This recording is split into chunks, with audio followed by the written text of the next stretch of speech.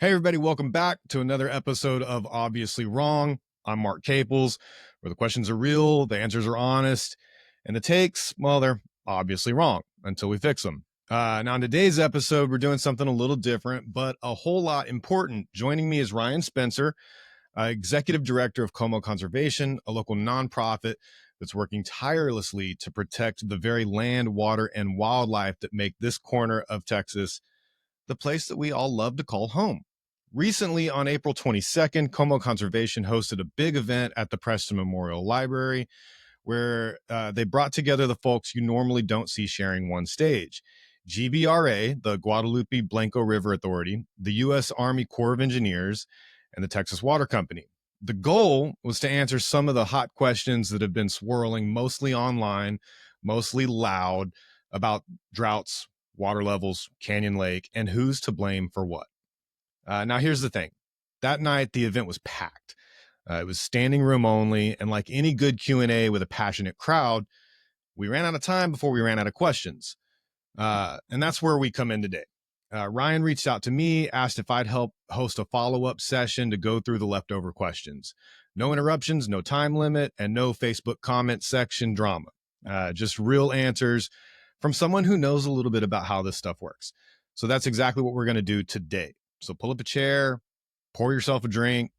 Let's talk water conservation and why sometimes the math, not mismanagement, is to blame. This is obviously wrong. Let's get into it. Ryan, thanks for joining us, man. Happy to be here, Mark. Let's start at square one. Who are you and what do you do? Yeah. Well, obviously my name's Ryan. I live here in Fisher, Texas with my wife, Katie. And I'm the executive director of Como Conservation, a small nonprofit working to preserve land, water, and wildlife in Como County. What does Como Conservation do and how did you get involved? Sure. So, from a small age, I had a passion in the outdoors. My family was in the Scouts, and my brother and I and my dad, we would go camping once a month, every month, and we did that for like 7 years. And so from an early age, I just fell in love with the outdoors. And then when it was time to go to college, I was looking around at universities and went and toured Texas State University in San Marcos and saw the river and fell in love. And where I came from in Fort Worth, I'd never seen a river that was clear. They were all brown or red. Muddy. They were muddy. And generally, you canoed, but you didn't swim. You certainly didn't tube. And yeah, there was just something about the river that really instilled in me, like, this is special. This is really cool. So I spent a lot of time in San Marcos. I lived there for 20 years. I got a bachelor's degree in water and rocks and a master's degree in geographic information science. And I'm working on a PhD right now in aquatic resources and integrative biology. So I love the hill country. I love its rivers. I love all of the natural systems that make it so beautiful. Did some other things in my life before I got to Como Conservation. I was a park ranger at Guadalupe River State Park and with the Texas Outdoor Family Program for 4 years. So I was a wildland firefighter and a wilderness first responder and an outdoor educator for TPWD. And then I worked at West Cave Outdoor Discovery Center, which is a beautiful collapsed grotto off Hamilton Pool Road. If y'all haven't been there, you should totally go check it out. They're reservation only, but it's gorgeous, really, really pristine. And then I worked at the Meadow Center for Water and the Environment, which is located on the headwaters of the San Marcos River. So kind of like Land O'Lake here in Comal County, it's a large set of springs, produce hundreds of thousands of gallons of water every minute. And all that water flows into the San Marcos River all the way to the Gulf of Mexico. So and Como Conservation, started in 2018 on the heels of a Spur to Growth conference, which, people we're just generally concerned at the rapid pace of growth in the Texas Triangle, but the southern tip of the Texas Triangle specifically. And so these community members got together and they were like, what can we do? Well, let's educate folks and raise awareness and do outreach work. And let's talk to policymakers and try to figure out what's happening. Because at the time that Como Conservation was created, we were called Como County Conservation Alliance. Mm-hmm. Very few people knew what was happening. Our community members generally, more broadly, had the same questions that the people who came to the April event had, but they were about all these different issues. And so, for the last 6 years, we've been growing our community and trying to ask questions and get them answered. And so I'm just really grateful to be on your show and be able to talk to your audience about some of the questions they had on the event. Rock and roll, man. That's a hell of a conservation resume. So why is this work so important? Not just for folks who live here today, but for future generations? Well, that's a great question. I think I'd start with just the situation that we're in. We're in an unprecedented time in Central Texas, specifically in the Texas Triangle. No one has ever seen the type of population growth and the economic growth that has happened over the last 10 years and will happen in the next 20 years ever in Texas. And so we're dealing with situations, and our governmental entities, our quasi-governmental entities, are dealing with situations they never thought were possible. And so, I think this work is important because all of us moved to this place for a reason. The folks one of the things we learned in April was how many people really love Canyon Lake. Yeah. We had hundreds of people show up and talk about the Guadalupe River, talk about Canyon Lake and why it matters to them. And so if we want to leave a Central Texas that's as wild and rugged as the one we inherited, then it's on us to have these conversations and to try to come together. I often tell people we could spend the next 10 years, 15 years arguing with each other, or we could actually come together and try to create some common sense solutions that bring our community into the conservation space. So 100%. Yeah. Yeah. So for folks who maybe don't realize how much work goes into protecting local resources, what are some of the biggest threats or challenges that you're up against right now? Yeah. So when I talk to folks about environmental challenges in Texas, there are the big three that I always talk about. And the first one really catches people off guard, but it's the fragmentation of family land. So every day we lose about 875 acres of working land to some other kind of use. And that's across the state broadly. It's a lot of land being fragmented. And what that does is it puts a strain on the natural systems that land sustains. And it also creates more decision makers in the process of how land will be used in the future. The second big problem that we have in Texas is water availability. And, east to west, water comes in different amounts. It stays in different amounts. It gets used in different amounts. And so knowing where water is going to be, where water is going to need to be, and how to get it there is going to be a critical thing. And there's also environmental systems that are at stake. So your groundwater, your spring flow, the beautiful natural features that make Central Texas, that is a big issue. And that was one of the topics of the April 22nd event was groundwater and surface water, their interaction and their impact. And then the third thing that I talk to people about is the disconnect that children have from the natural world. So the average American child today spends about 7 minutes a day engaged in unstructured nature play. And that should surprise folks. Definitely surprised me when I found out. And they spend about 7 hours a day engaged in electronic media. And it's not a surprise, I guess, if you're a parent and you've watched your own kids or you've watched your friends' kids. There's a lot of time that's not spent in the outdoors. And what that does is it one creates a fundamental disconnect between the natural systems that sustain their life. Yeah. And also it puts them in a place that they've never been before. So kids we know are happier, healthier, and smarter when they're in the outdoors. When they're not in the outdoors, we see all kinds of interesting things like increased diagnoses of ADD and ADHD, increased rates of BMI, higher stress levels amongst kids, poor academic performance. And so I often tell folks, kids need nature, but nature needs kids. This is a broad circle. And so all of the environmental work, all of the conservation work that we do today is for naught if we don't raise a generation of environmental stewards that care about this as much as we do. Yeah, 100%. This is actually my childhood home. I grew up here. Sure. And at the time, we moved out here in 98 during the flood of 98. And Wow. At the time, there was very few homes out here in this neighborhood. Across the street was all woods. That home wasn't there. It wasn't cleared. It was woods. There was the other home, and it was this little old lady who was big into gardening, and she had all of this big, amazing garden and all these plants, and it was so beautiful. And I would walk right out the door and right into the woods. Yeah. And I could walk, up to the convenience store up at the corner at 281 and 306 by cutting through all of these trails. And then, we had what we called the Blue Lagoon. There's a sinkhole not far from here, and it's bone dry now, and it's on private property. We used to have to jump a fence to get to it. Sure.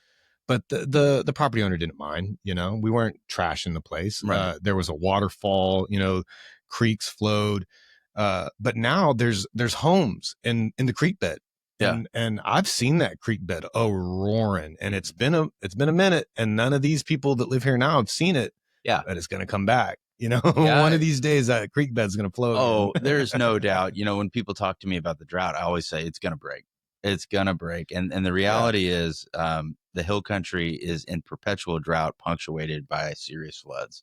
And, when we talk about flooding, that is another factor of conservation effort, is trying to reduce flooding impact on human beings and communities, and also retain some of the benefits that floodwater can provide if we engineer it well. And so, I think the conservation work that Comel Conservation is involved in typically looks like this. It looks like bringing people together. That's our strategy. That's our broad approach. Is we want to engage in thoughtful dialogue with everyone, and we want to make a place for everybody in our community to come together and talk about these systems, learn about them, and then let's develop some common sense approaches on how to manage them well. And so, the big three are our focus.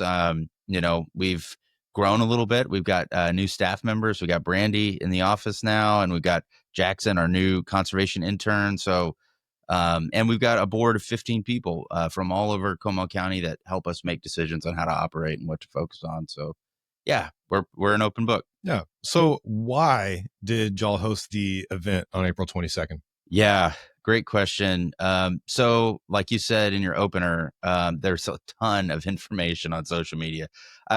Choose your platform of choice, Nextdoor, Twitter, or X, Instagram, and Facebook, comment after comment after comment about the lake and the river and what's going to happen. And it was a lot of fear. A lot of people were really afraid. Yeah, everybody's got a hot take. Yeah, they do. And, it's great for people to engage. At the same time, they should have some information to help their engagement be more productive. And so the goal of partnering with the League of Women Voters and doing it at Ty Preston Memorial Library, bringing all of the players together, was to provide a forum where they could really highlight the factual information about the lake, how it's managed, and what the future looks like. And I thought it was incredible. I wish I had a bigger room in some ways, but yeah, you had a hell of a turnout. Yeah. Were you surprised by the level of interest? No, I'm not. I knew in my heart people care about this stuff. The reality is we had 147 people in the room.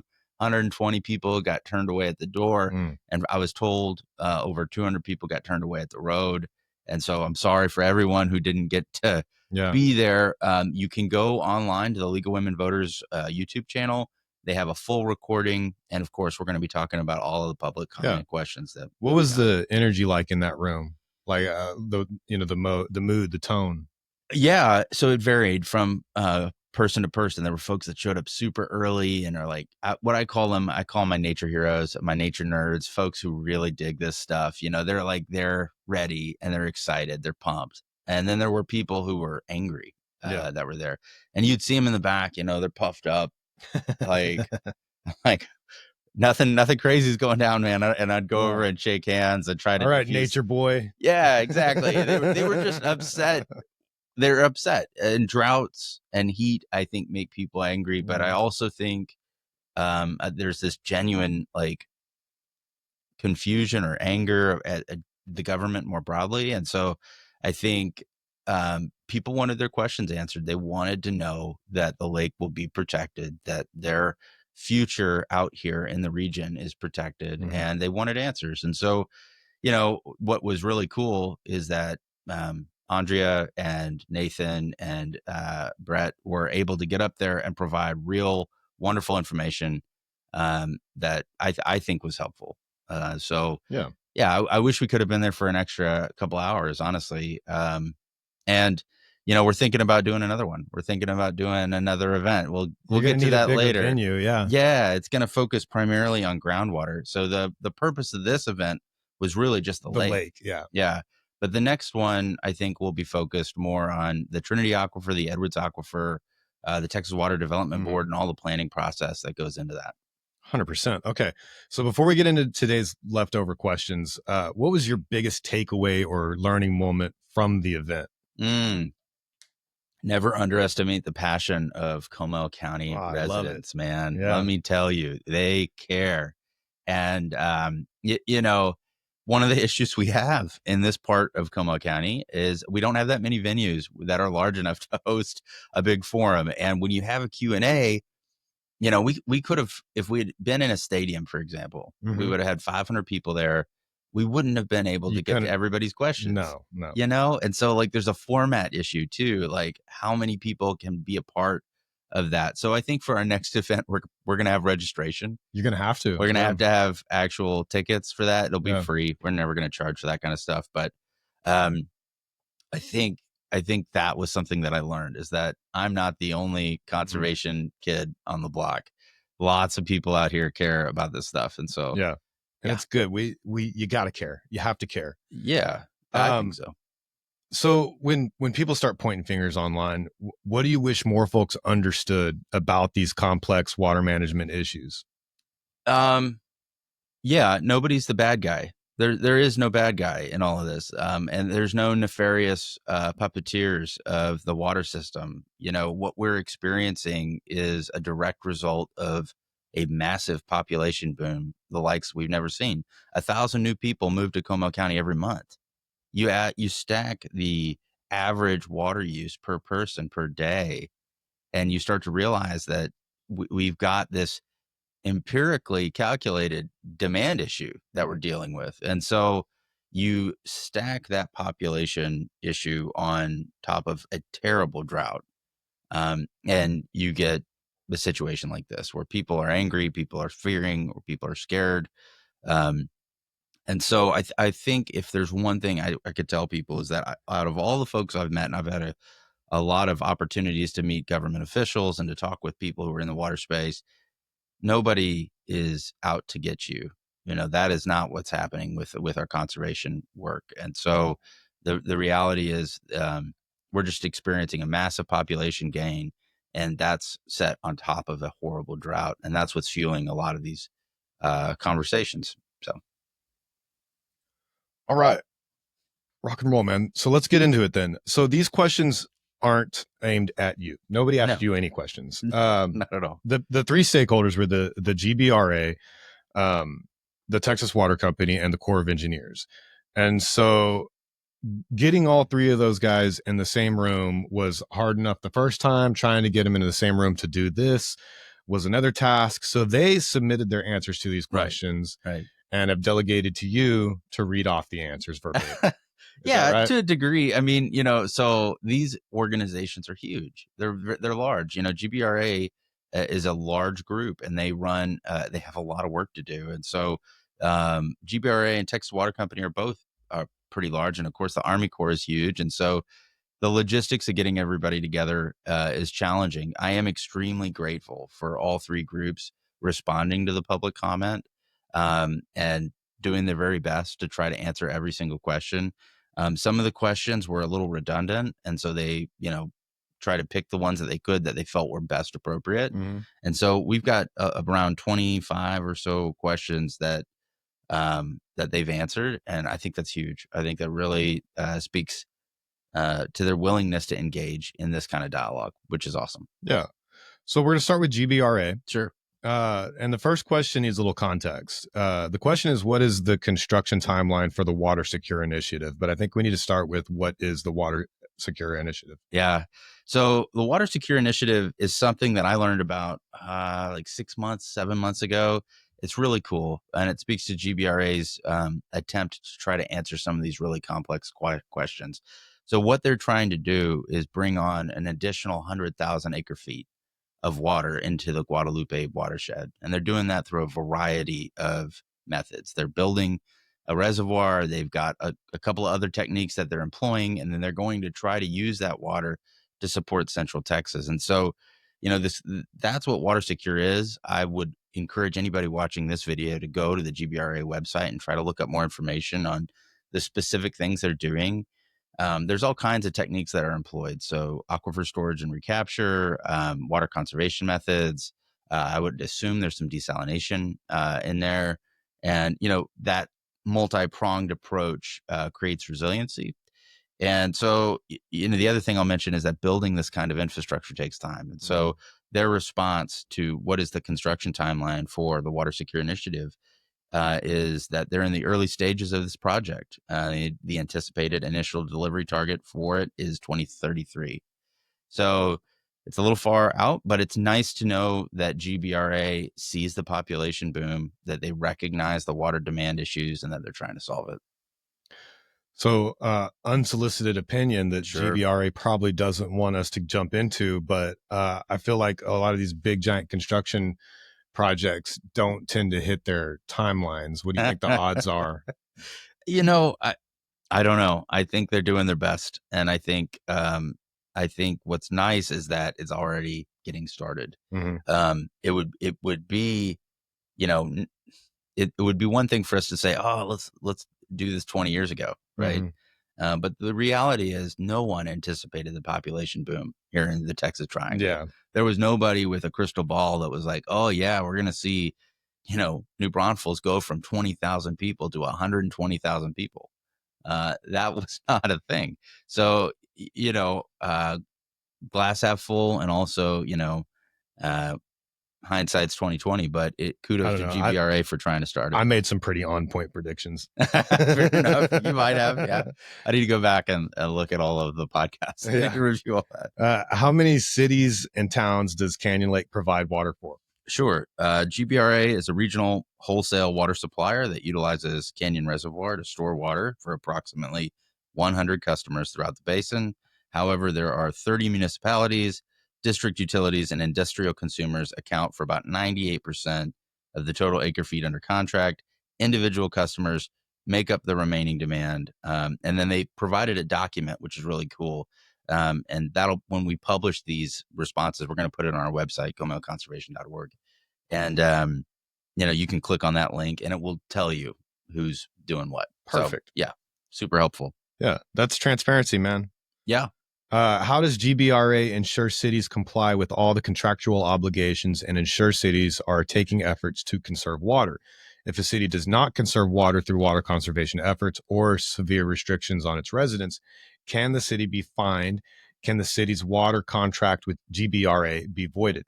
Yeah, great question. So their response is GBRA's Canyon Reservoir wholesale customers are subject to the GBRA Drought Contingency Plan. They've got an acronym for this. It's called DCP. Currently, wholesale customers are under stage 4 drought restrictions, which requires a mandatory 15% reduction in contracted water outlined in the curtailment plan. GBRA does not control how cities and utilities manage their water supply portfolios, only the curtailments related to contracted water from Canyon Reservoir. And there's a sub-bullet here, and it says GBRA's DCP requires wholesale customers to develop and implement a curtailment plan, which outlines the measures a customer will employ to achieve a reduction in actual water use that is less than or equal to their annual atonement. GBRA monitors usage monthly. So, what I think they're saying there is yes and yes. And what essentially happens is that GBRA monitors usage. GBRA requires drought restrictions to be employed. GBRA requires their wholesale customers to develop and implement their own plans to preserve water. And a contingency plan. Yeah. So they're definitely, there's obviously some animosity in the question. It says like, can they be fined? And I don't know if that's what they do in that process, but I have a feeling that it's GBRA. They probably have a big stick. So nice. Yeah. Are you doing anything to ensure no one is privately damming upstream of Canyon Lake? So this is one of those questions where it's a great question, but you're asking the wrong person. And so GBRA's response to this is dams are regulated by the Texas Commission on Environmental Quality. And that is true. We've seen private citizens try to build dams. On the Llano River is a great example that recently happened. And so the TCEQ took them to task and the dam was removed. But yeah, GBRA is not doing that. TCEQ is the one that's doing that. Yeah. So I live in one of the oldest, I think it's the oldest homeowners association in Como County, Cypress Lake Gardens. And we have one of the most beautiful private parks in the county over here in Rebecca Creek. And I got involved with the homeowners association for a little while before I bowed out entirely, because at the end of the day, people who are involved in homeowner associations are sociopaths. But in my short time that I was involved, I got to see some of the documents, and lo and behold, we have permits from TCEQ for like 3 different dams that we have on the creek. And at the end of the day, it's really just a permit, and it says that you have the right to put your dam there and that you're responsible for maintaining it. Yeah. It's interesting. Everybody loves local government, and then they get involved with their HOA. And it's the localest form of government you can have. It is the absolute localist. It's full of some of the greediest people that you'll ever meet. And everybody's so concerned about who's in the Oval Office. And that guy has the littlest amount of influence on your life compared to, the people in your HOA, your county commissioners, your city councilmen. Yeah, man, I gotta be careful. You're gonna get me in trouble with my own HOA. I think that one of the things Como Conservation is doing is trying to reach out to HOAs. Dependent on when your subdivision was developed, you have different kinds of landscaping and different kinds of features. And some of that landscaping is not conducive to conserving water. And so Como Conservation and others, Hill Country Alliance, are trying to work with HOAs to have them encourage new landscaping guidelines for their communities, because that is a surprisingly large source of water use. In New Braunfels alone, over the summer, 72% of the water that's used is used for lawns. And so the reality is, we've all got to think about, where do we prioritize this water use? And it starts at home. I mean, anyway. That being said, are households allowed to use gray water for watering yards? They're basically saying that it should be fine. Is it allowed? So another example of asking the right question to the wrong person. Again, TCEQ sets these standards, and gray water, in different communities is used and used in different ways. A lot of folks out here in the western part of Como County have aerobic septic systems and recognize the value of gray water use. And so, in these limestone rich environments, it's required. So I'm actually a licensed real estate inspector and a licensed code building inspector, residential building inspector, and I have some experience in this. And at the end of the day, TCEQ requires you to some context. So I know a guy that built his own house, and in order to save money and not get a septic system, he got a furnace toilet, the kind of toilet that compost, and there's a little furnace inside there, and you don't need a septic tank for it. Well, TCEQ fined him. And he said, I don't need it. I have this furnace toilet. They said, well, you have a kitchen sink, and there is like food, food, like a disposal system. Yeah. You're getting like biomatter, and that's what you can't run out your gray water. So your kitchen sink and your toilet has to go into a septic. Your laundry, your bathroom sinks should be getting, toothpaste and maybe a little bit of blood, but that's okay. And your shower, all of those 3 can go into the gray water. You can dump those out on your lawn, and I do that here at my home. But your kitchen sink and your toilets have to go into the septic system, and that's per TCEQ, and they do enforce it. They will find you. Yeah, that's good to know. And, again, maybe we'll go through these questions and see if we can provide links, when we post it, help people find the answers they're looking for. Per the GBRA contracts, for the sale of water to all various cities, towns around Canyon Lake, do all the cities, towns, as part of their contractual obligations, require to implement drought water restrictions on their residents, similar to what is in place with Canyon Lake residences? For example, San Antonio, New Braunfels, and Bernie. Is the selling price for the water the same for all cities? Can you tell us what the prices are tonight? Yeah.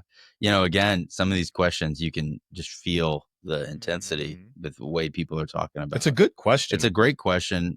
So here's GBRA's response. GBRA drought restrictions apply to the contracted amounts each wholesale entity/customer has for water stored in Canyon Reservoir. And individual retail customers' restrictions are managed by specific retail utilities. And then in parentheses, it says MBU, SAWS, Texas Water Company, etc., not GBRA. The firm water rate for raw water stored in Canyon Reservoir is approved annually by the GBRA Board of Directors as part of the fiscal year work plan and budget. Makes sense.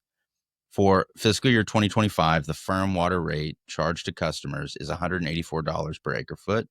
And then there's a sub bullet that says the definition of firm water, which refers to a stored water supply that is modeled to be available during a repeat of the worst drought of record, which was in the 1950s. It's a complicated answer, but it's a complicated question. But at the end of the day, I think what they're trying to get, and I can't speak for them and you can't speak for them. We've been kind of told to read it verbatim, but they create a budget, right, so that they can operate. Yeah. And they have to charge in order to meet the budget. They're not a for-profit entity. So they're not trying to, line their pockets. They do have employees who make a salary. Sure. But, they're not trying to, make $1 billion off of the water in the lake. No, when I hear that it's $184 per acre foot, I'm like, that seems low. That seems, well, so people don't really know what an acre foot is. We use it all the time in the water world. But imagine a football with the end zones chopped off and it's a foot deep. That's an acre foot of water. And a lot of water. It's a lot of water, and that's $184. So the GBRA is not trying to line their pockets. I feel like that's like 3 or 4 hockey rinks. Yeah. So, one of the things that's happened in Texas and is one of the reasons that Texas is experiencing this economic boom is we've gotten really good at making water affordable, reliable, and safe. And so when you turn on the tap, you don't think to yourself, oh man, I'm burning money. You think to yourself, this water is safe for me and my family. And so, this is an example of GBRA walking the walk and not price gouging, even in a really terrible drought. So they're doing a decent job, in my opinion. Yeah, we can be proud of them. Yeah. During severe drought conditions, can the GBRA more aggressively reduce the sale of water by doubling the percent reductions and having higher lake levels as a trigger point for reduced sales? So this is an interesting question that builds off a previous one where we were talking about, can communities be fined or whatnot? So GBRA's official response to this question was the 90,000 acre feet of water GBRA is permitted to divert annually from Canyon Reservoir is already fully allocated to long-term contract holders. No new contracts have been issued for Canyon Reservoir in more than a decade. Releases from drought conditions are based on contracted amounts, GBRA's Drought Contingency Plan, DCP, which we mentioned earlier, and other regulatory requirements. GBRA will initiate Stage 5 conditions if water in storage in Canyon Reservoir falls to or less than elevation of 860 feet MSL, or approximately 118,817 acre feet. This is in percentages, what we call 31% full, and will initiate 30% curtailment of contracted amounts. So, if you look on the news today, the lake is currently about 45% low. So what they're saying is that there is a Stage 5 and that we hit that Stage 5 when the lake's approximately 31% full.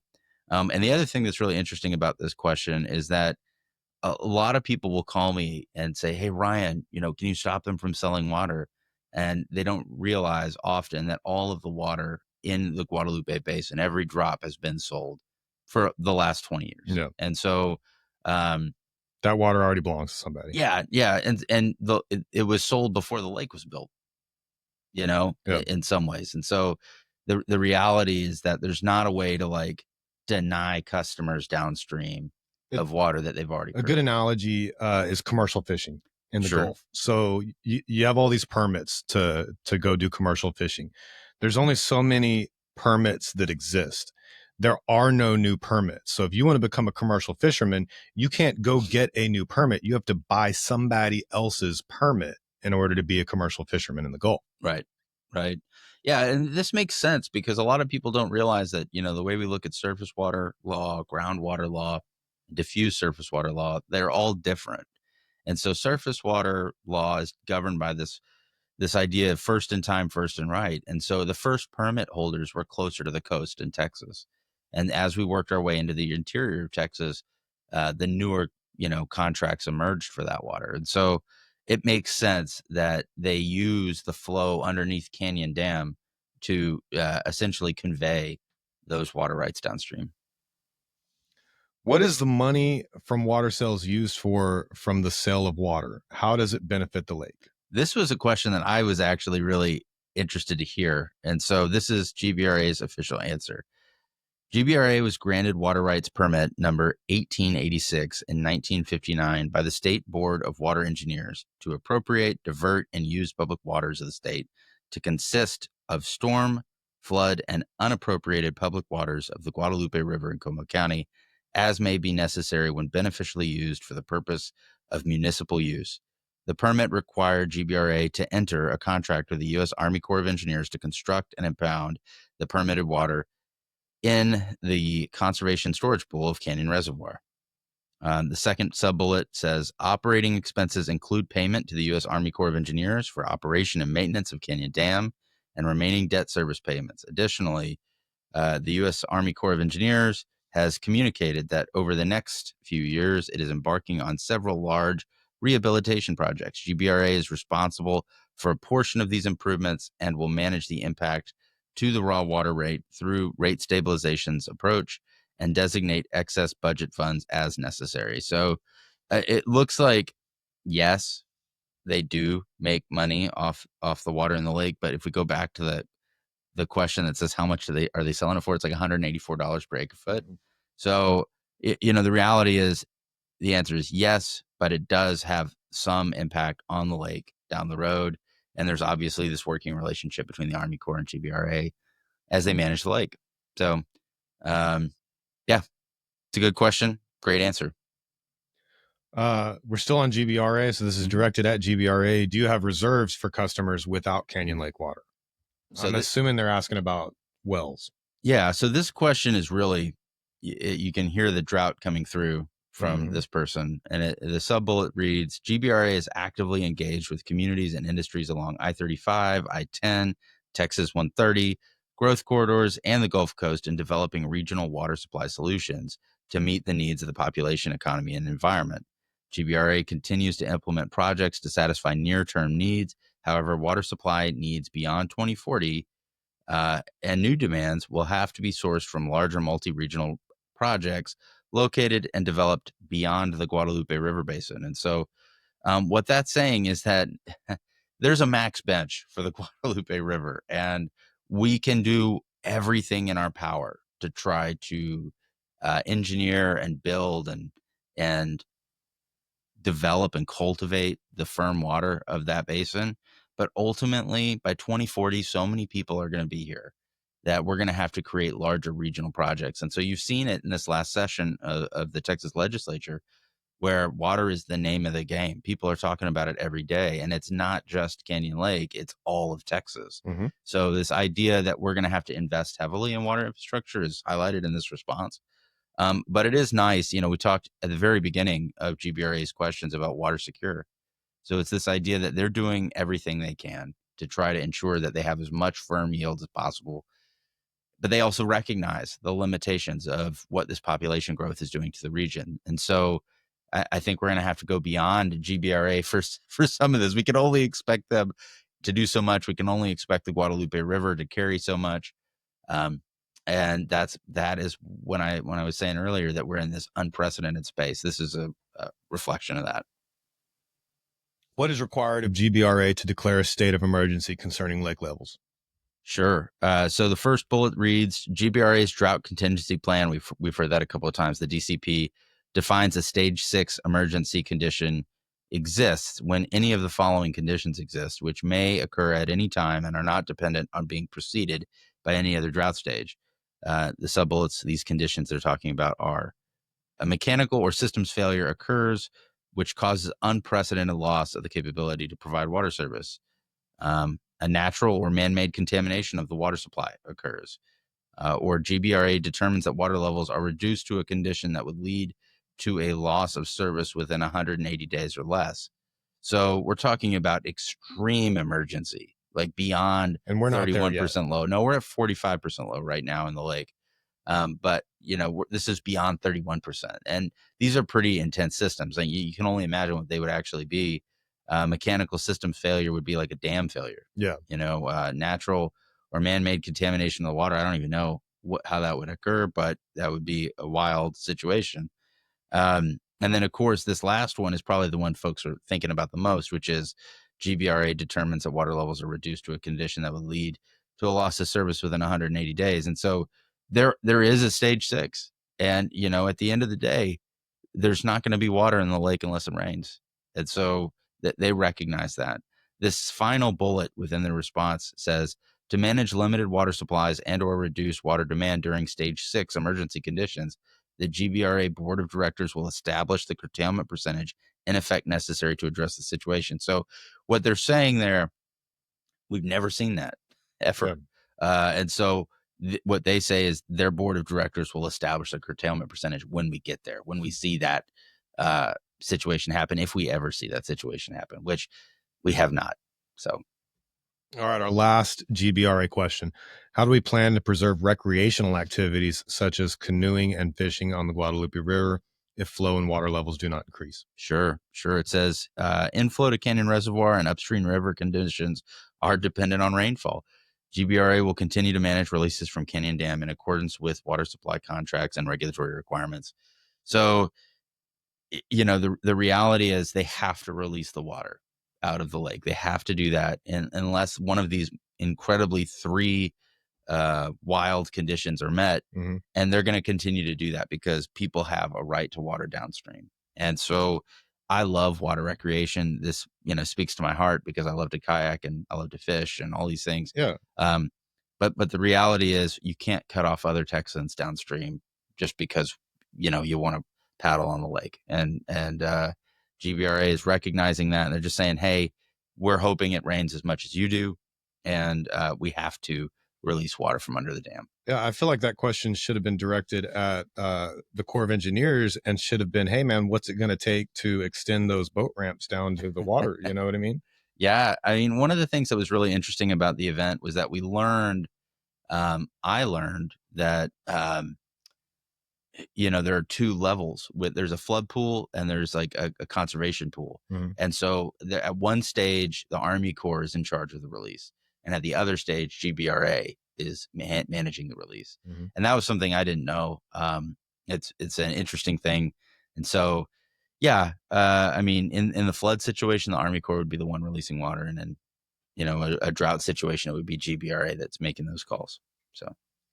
All right, so now we're on to the Texas Water Company. Sure. First question is, what does stage 5 look like? How far are we from that? Ooh, good question. And just first of all, shout out to Andrea for everything she's doing at Texas Water Company. It is hard to manage a private water utility. And she came into that meeting. She had one earlier, and you can go onto the Comal County Commissioner's website and look at the workshop that she presented there at Commissioner's Court. Texas Water Company is doing everything they can to try to protect their current customers. And we've never seen some of the things that they've done in the region. And so just shout out to her for being an amazing person. And this is the only of the 3 stakeholders that actually is a for-profit company. And they did something that for-profit companies just don't do. They told, I think it's like 6 huge customers, no, you're building these huge subdivisions and we can't do anything for you. We can't give you the taps. Yeah. So we're going to go off tangent. I want to dive into this a little bit because this immediately just goes to court. The developers sue, right? And I'm sure that's what they're working on right now. But there's got to be some kind of contingency for them. Do these guys go and set up their own municipal utility districts and start drilling wells? What do they do? I mean, that's certainly a possibility. We've seen that happen in the past where, developers will create a mud and then drill their own wells and create their own water infrastructure. And that's certainly a possibility in this case. Time will tell how they proceed. I mean, they're still building those developments. They haven't stopped. They haven't started either. Some of them already have muds. So like the one over here off 306, like the Canyon Ranch subdivision that is already graded off 306, that has a mud. So, some of them already have those in place, others do not.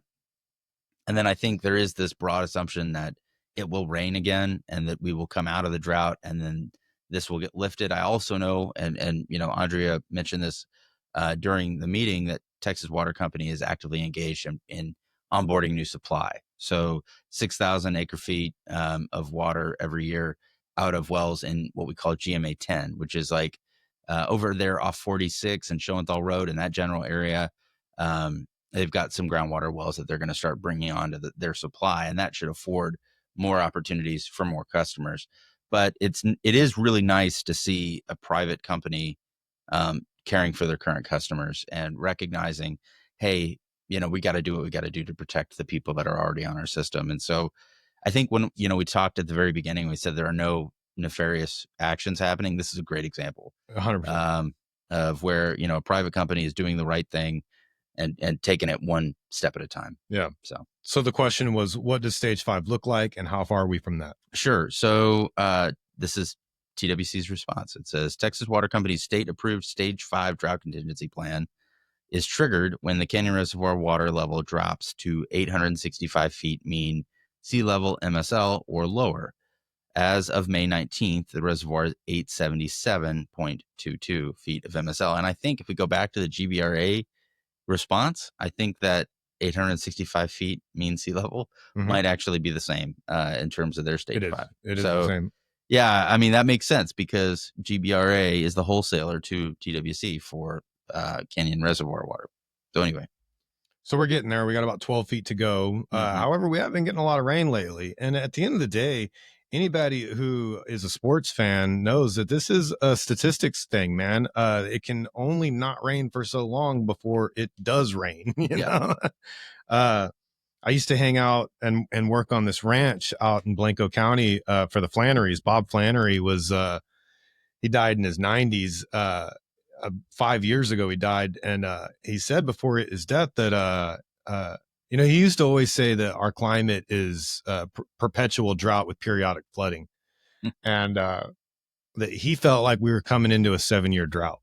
And man, did he more or less nail it. We're 5 years into that, so if Mr. Flannery's right, we got 2 years left and then we're out of it. Yeah. It's interesting. When I worked at Guadalupe River State Park, it got down to 8 cubic feet per second. This was in 2011.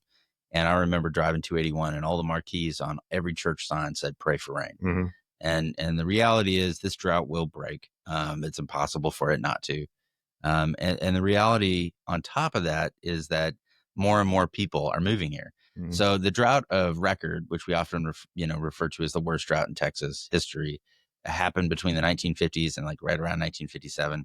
And at that point in time, Como County had 17,000 people living here. Yeah. Now we have 200,000 people living here. Yeah. And so one of the things I talk to people about drought is that smaller droughts that aren't the drought of record, are worse because we've got more people using water every single day. So the impacts of those droughts are felt harder than they otherwise would. That you hear a term all the time, 100-year flood, but you never hear the term 100-year drought. Yeah. They should really call it a 1% flood. Because anybody who lives in the hill country for long enough, that the 100-year floodplain is not good enough for you. The reality is you've got a 1% chance of getting flooded out every single year, as opposed to a flood happening every 100 years that might take out your home. Yeah. So anyway. Next question. Who is the decision maker regarding water supply and new developments, and who renews existing water agreements? What criteria are used to make these decisions? It's a great question. It's obviously coming off of the recent announcement that TWC was going to, stop pushing new agreements. So this is Texas Water Company's official response. Decisions regarding water service to new developments are carefully analyzed, and determinations are supported by a comprehensive system-wide water supply study that evaluates all available water sources, such as surface water, groundwater, and purchased water. The study also incorporates engineering analysis, project demands, conservation goals, infrastructure capacity, and regulatory requirements to ensure responsible, sustainable service planning. Existing water utility agreements, or what they refer to as WUSAs, include specific terms related to infrastructure requirements, developer contribution payment schedules, and key milestone dates.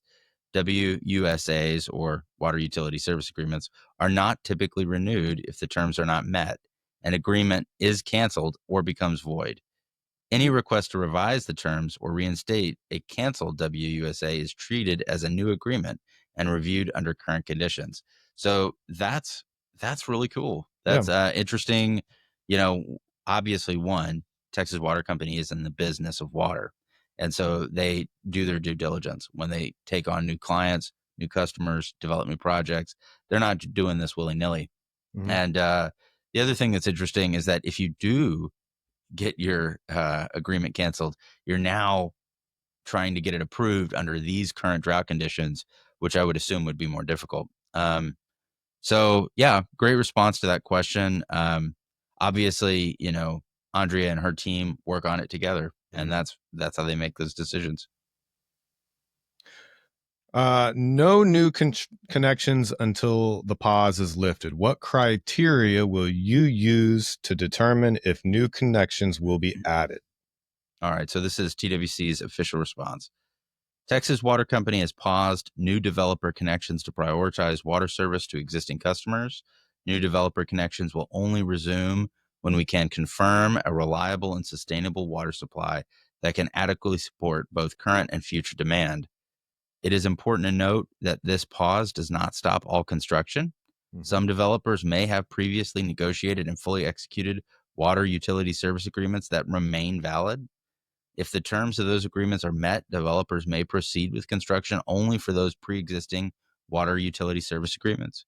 Due to confidentiality provisions, TWC is not permitted to disclose those details of the individual agreements.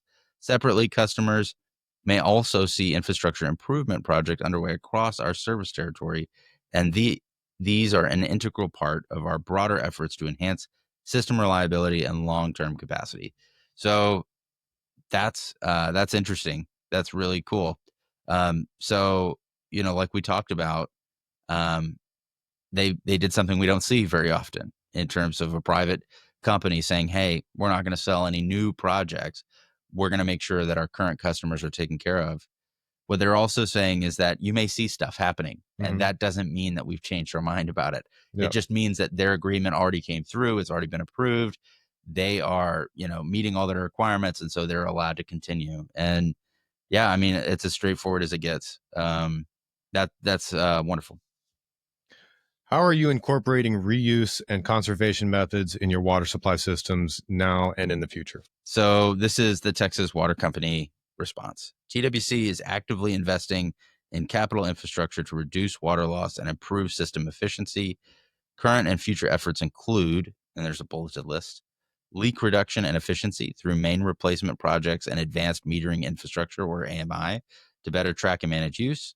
And then reuse initiatives, such as using recycled water for equipment washing, line flushing to maintain water quality, and capturing HVAC condensate for toilet flushing. That's really cool. Long-term planning includes exploring opportunities for reclaimed water infrastructure, aka purple pipe, from our wastewater treatment facility to further expand potential reuse. So a couple of things right off the bat. It's awesome that they're doing this. One, the leak reduction and efficiency projects are great because you know it's one thing for people to choose to waste water. It's another thing for the system to just leak water. And it's really wonderful to know that Texas Water Company is committed to stopping leaks when they find them, and upholding their system and maintaining that system. These reuse initiatives are also really cool because it includes technologies that I didn't think they were even considering yet, like AC condensate recapture. Yeah. So there's the condensate that comes off air conditioners. for toilet flushing. That's really, really neat. And then they're also talking about this broader technology called purple pipe, or beneficial reuse, which is where you take that gray water and you use it for certain things. And so we're seeing the beginning of that in eastern Comal County. I believe the first purple pipe currently is going in uh, over there near the Mayfair development, and it's being used to water plants. So um, it's just kind of interesting that they're already thinking down the road Yeah. about that kind of stuff. I talked about how my homeowner association is the oldest in the county. When we start, and we talked about MUDs. When our neighborhood was first developed, we had our own municipal utility district, Rebecca Creek MUD. Mm-hmm. About 10 years ago, the homeowner association sold it to the Texas Water Company, and there was, a lot of online, stuff going around, accusations. It was a big, conspiracy. Sure. At the end of the day, after they purchased the utility district, they dug up so many pipes and replaced them and repaired them. Mm-hmm. And just a couple of months ago, a big leak sprung just up the road from me. And I was driving down the road, and I saw water bubbling up on the side of the road, and I called the water company, Mm-hmm. and they got right on it, man. Yeah. They were here instantly, got emails sent out. My water was shut down. And by the time, the kid gets home from school, Yeah, they're turning the water back on and the leak's fixed. They're working on it. definitely. There, I had a small leak in my one of my toilets in my house. It was like a flapper wasn't closing correctly or anything, and I got a text on my phone. It's like, by the way, you may have a leak. And sure enough, we replaced that part, and we were made in the shade. And so, TWC really is going above and beyond in some of that stuff. And it's really cool to see that happen. They are. When you're driving down Rebecca Creek Road, there's that big water tower that used to be ours. And now, since we sold it to the water company, it's theirs. And it would cost us so much in homeowner association fees and surprise, raises in the fees and such, in order to maintain and repair all of that municipal utility district. And so it was the right thing to do to sell it. And we used the profits to repave a bunch of roads. Some of that money was misappropriated. And so, there was some definitely scandalous stuff that happened. But at the end of the day, maintaining these aging infrastructure is an ongoing, never-ending battle. And it's something that the Texas Water Company is working on every single day. Mm-hmm. And in my humble opinion, I think they're doing a good job. Yeah. I mean, there's some maintenance projects that happen at such a scale that only certain levels of companies can do it. Mm-hmm. They have miles and miles and miles of pipes. And so, smaller MUDs don't always have the funds to go out there and fix those things. So it's nice to know that TWC is taking care of business. 100%. Do you have a lake level at which you will put building permits on hold? If we get some rain and the lake goes up a few feet, but because we are still in La Nina, the lake may go back down. Have you considered that? I think this is another instance of asking the right question to the wrong person. Yeah, maybe. Let's see what their response is. I think you're right. Texas Water Company does not issue building permits. Building permits are managed by local jurisdictions such as cities or counties. However, we currently have a pause in place on new water connections for new developments, and that decision was not tied solely to lake levels. We continuously evaluate multiple factors when assessing system capacity, including lake levels, groundwater availability, customer demand, and long-term weather patterns. So, yeah, exactly right. They asked kind of the wrong person. But the reality is, the system that Texas Water Company it maintains and takes care of has more than just lake water in it. Has multiple sources of water in it, and so it wouldn't be appropriate for them to only look at the lake and decide what they should do. And also, they're not responsible for deciding whether people build in the county or in any city. They can only be responsible for whether or not they issue a new connection. But that being said, coming from a builder and an inspector, the municipalities who issue these permits, they're not in the business of denying permits. They're in the business of ensuring that you have all of your T's crossed and all your I's dotted in order for you to get your permit. there, and maybe some municipalities are starting to look at that. I don't know, but for the most part, if you've met all of the legal requirements, you're gonna get your permit. And you should. Yeah. You should. I mean, if you follow the law and you purchase the land and you're building a project, you have a right to build that project. Mhm. And it's interesting, the differences between municipal authority and county authority are stark. They're very, very different. And we do have subdivision guidelines in the county.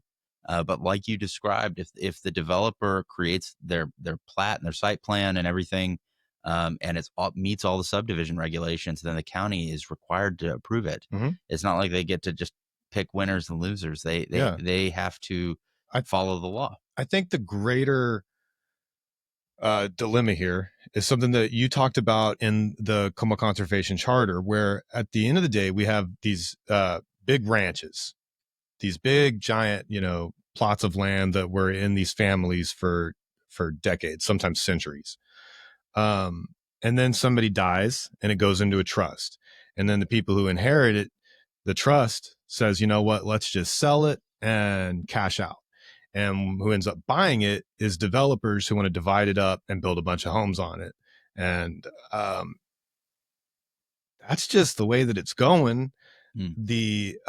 What are your thoughts on how we as citizens of Como County can combat um you know and repurpose some of that land, reclaim Sure. some of that land from the Sure. developers, from the Well, ranchers. land fragmentation is a real thing, and not everybody who inherits a ranch sells it because they have to or because they want to. They often sell it because they need to. Hmm. And sometimes there are multiple siblings in a situation where Hmm. one wants to sell and the other can't afford to buy the other one out. And Hmm. so there are all kinds of reasons why families choose to sell working land. Um, and so there are a couple of things that Comel Conservation does with current landowners. One, we recognize them as our greatest allies in the effort to conserve land. Most land in Texas is owned by private landowners, and there are very few people who care more about their land than private landowners. And so we recognize them for being the conservationists that they are. We also work with them and put them in connection with reputable land trusts across the state. In our region specifically, we focus on hill country land trusts more than anything. But um, what that means is that they engage in the potential, the possibility of a conservation easement going onto that property, and that's probably a topic for another show. But what a conservation easement loosely does is it puts a contract that flows with the deed that restricts development rights for that parcel. And so, a property owner who's had a working ranch for 100 years, 150 years, and they don't ever want to see it turned into a subdivision, can enter into an agreement with a land trust where they effectively sell one of the aspects of their deed to the land trust, and the land trust then holds that part of the deed forever. Hmm. And so, you can create that contract to look like whatever you want it to be. You create a development envelope around maybe 15 acres, but the remaining 1,000 acres is put into conservation. You can focus on riparian restoration or encourage other projects. You can develop these conservation easements really to focus on anything. And we've seen some successful conservation easements just in the last couple of years. John Knox Ranch off 32. That's Hmm. a faith camp, Presbyterian faith camp. Como Conservation, supported Hill Country Conservancy and John Knox in putting that into easement. So the Presbytery endowed the camp with the money they received for their development rights. And we know that even if John Knox, for some reason in the unforeseeable future, isn't there, that the collapsed grotto that they have, that beautiful, wonderful swimming area, will be protected forever. So there are ways that we engage in land conservation. The other thing that I'm always going to encourage when I have a public platform is the idea of parks. Hmm. Parks and open space are really important. When we were a rural county, almost everybody had access to nature. But we're going to hit 400,000 people in 20 years living in Como County, and that's a big number. So not everybody has the same access to the Hmm. natural systems that they once did. And parks are a critical function of solving one of the big three environmental problems that we're facing in Texas, which is a disconnect from the natural world with kids today. And Yeah. so, yeah, there's always the opportunity for cities to buy do fee simple acquisition with landowners and purchase ranches and turn them into parks. And that's something that I hope Comal County will start to turn towards, because, once it's subdivided, it's almost impossible to bring that back together in terms of creating parkland. So anyway. Yeah. That's one of the big battles I got into with the homeowner association is, we have a lot of parks. We have like 4 of them. Sure. And one's on the river, one's on Rebecca Creek. And I understand, wanting to keep those private and wanting to keep people that aren't paying their dues out of them. I get it. Then there's this park over here close to my house that is just a big flat piece of land. Mhm. That's all it is. And it's got a swing set. Yeah. And a basketball hoop. And that is it. And the idea that we're going to, have some armed security guard stopping children and checking them for their cards. So, because they want to play on the swing set, just, I adamantly fought that. Yeah. I won. Like, I won. like I said, HOAs are, the worst form of local government. Yeah. So. Back to the questions for the Texas Water Company. Sure. You stated in your press release that you purchased 6,000 acre feet of water in 2023. Do you have any active construction projects that will connect those wells to your existing infrastructure? Awesome question. So this is TWC's response. Yes, we do have active construction projects underway to connect the new water supply to our existing infrastructure. In addition to that KT water project, we are also working on infrastructure improvements that will interconnect other systems that currently operate independently. Then there's a so that's the response. And that's awesome. What's interesting about that is they've got these new wells that were already, we call them new wells, but they were already built, established in a different part of the county, and they're working to bring that water to their system. So effectively, they're going to increase their current system, which is at 12,000 acre feet, to about 18,000 acre feet, which is a pretty significant increase. That's a huge increase. It's a huge increase, and that's every single year. So could you imagine if you added 30% to your portfolio? Yeah, that's a big deal. That's a big deal, and it's great that they're doing that. And it's important to remember that they're a privately funded company that's doing that. What are conservation expectations downstream of the dam? Are they different than those for communities around the lake? If so, why? So this is another example of asking an interesting question to the wrong person. So their response is, Texas Water Company does not manage Canyon Dam or oversee downstream water systems. Conservation expectations in those areas are set by separate managing entities. Different systems rely on varying water sources such as surface water, groundwater, or purchased water, resulting in different conservation requirements. While approaches may vary, Texas Water Company strongly supports conservation as a vital tool for long-term water sustainability. Could say it better if I tried. And I feel like they walk the walk when they, they're putting their money where their mouth is right there. Yeah. One of the things that's interesting is we live in a dramatic convergence of 2 ecoregions. So if you go along the Balcones Escarpment in San Marcos to New Braunfels, and you look east, I-35 is built right on that. That's right. So, New Braunfels typically is what we would call a semi-humid environment. We have this thing called the Köppen classification system, which defines climate. And as you go out, tell me about it. Yeah, it's developed by this cool German climatologist named Köppen. As you go west, it becomes a more semi-arid, and if you're on 281, you almost feel like you're in the desert. But it's a very different type of ecoregion. And so what they're saying in this response is that our system is diverse and varied, and the water sources that we secure come from different places, and they're under different restrictions. Also, they're saying this is not really our purview. We don't do that. That's a great response. What are current plans to recharge/hold water in Highlands? Are you aware of Symbiosis Texas and Drought Proof Texas efforts to build conversation terraces? All right. So Texas Water Company responded, regarding water recharge or storage in the Highlands area, Texas Water Company is aware of ongoing community-led conservation efforts, such as those by Symbiosis Texas and Drought Proof Texas Initiative. While TWC does not directly involve themselves in these projects, we support collaborative approaches to conservation and aquifer sustainability, and welcome opportunities to learn more and coordinate where appropriate.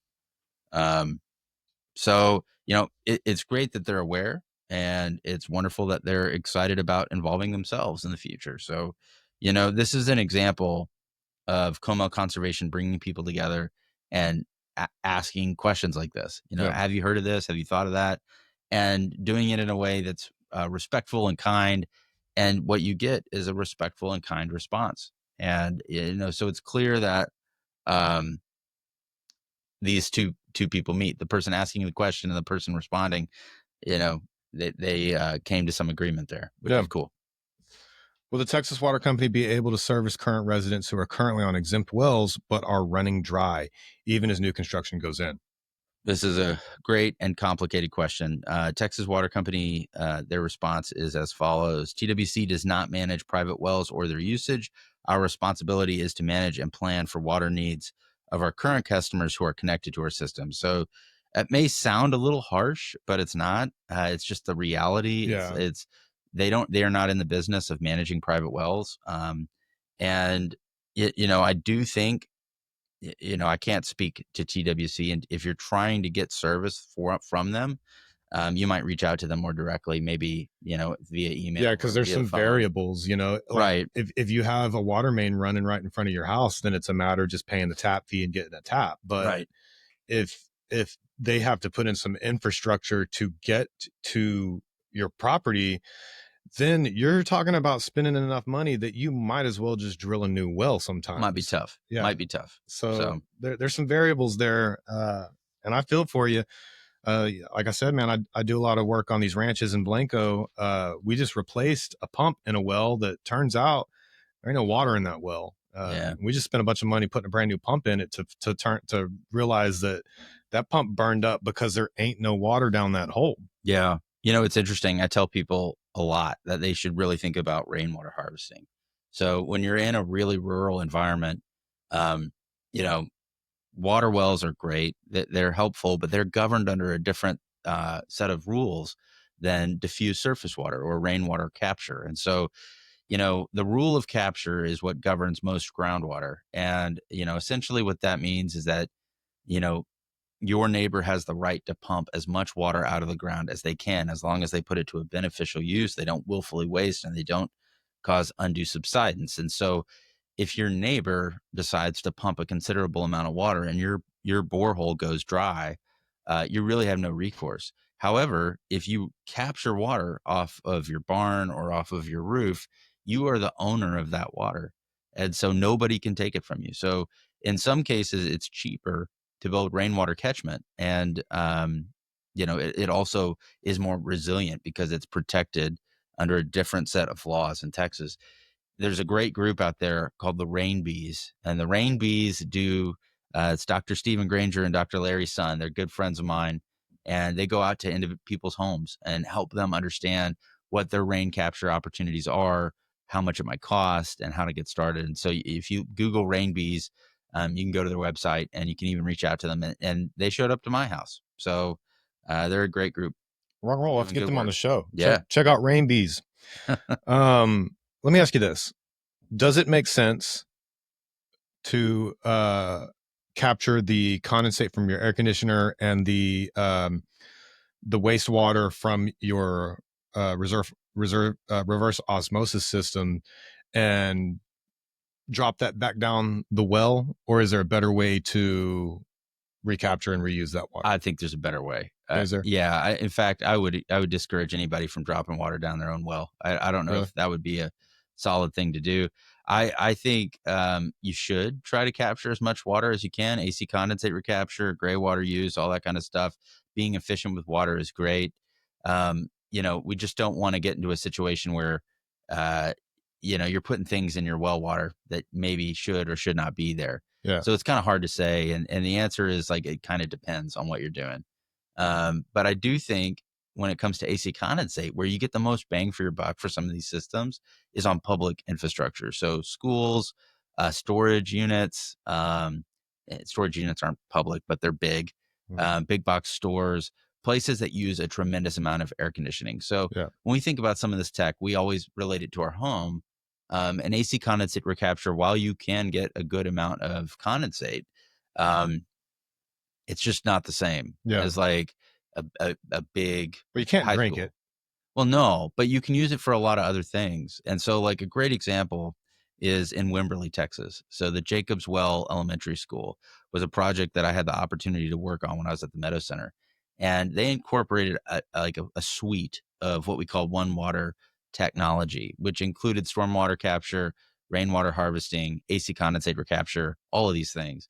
And then they used that water, they pumped it back into the building and used it for toilet flushing. Yeah. And they got the groundwater per or they got the GPCD, or the daily use per student, down from 13 gallons to 3 per day.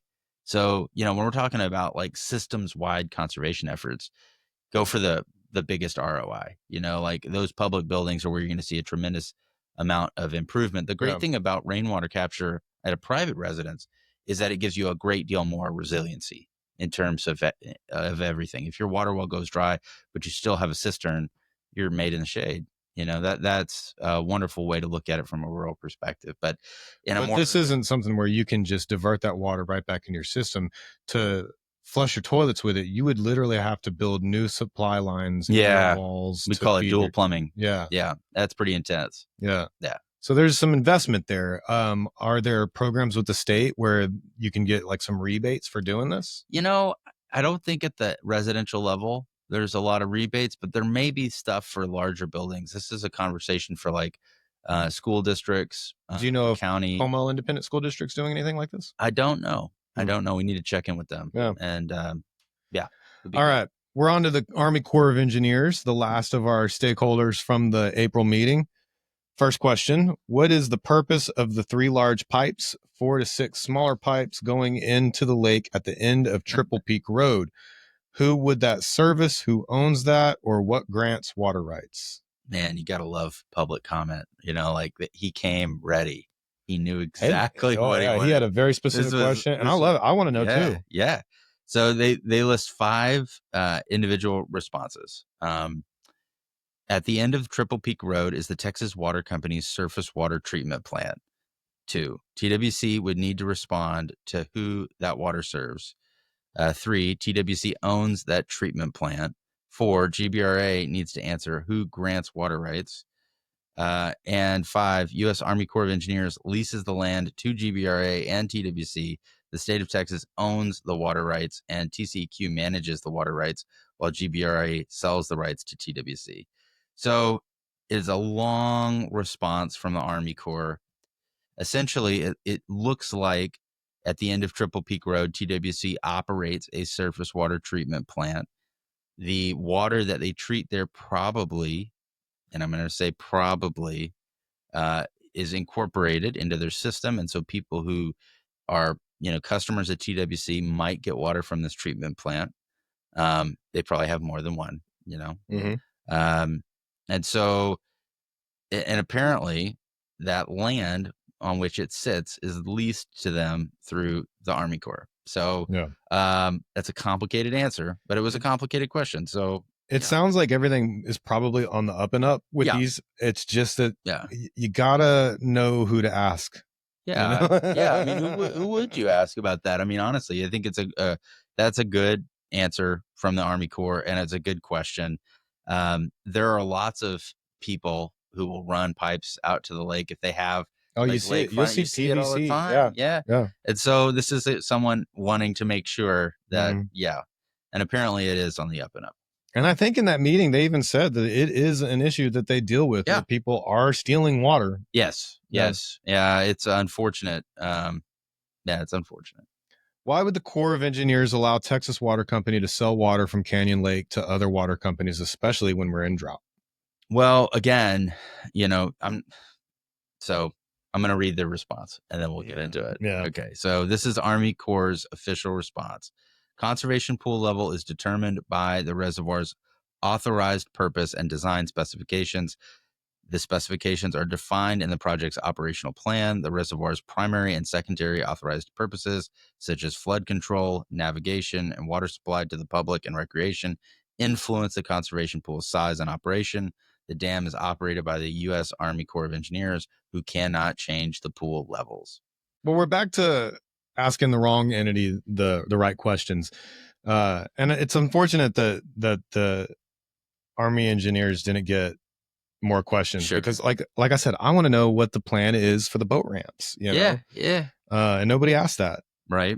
Yeah, that's what you get. It looks like this is an interesting question. So first of all, the Corps of Engineers, the Army Corps of Engineers, doesn't have any jurisdiction over Texas Water Company in terms of their ability to sell water from the lake.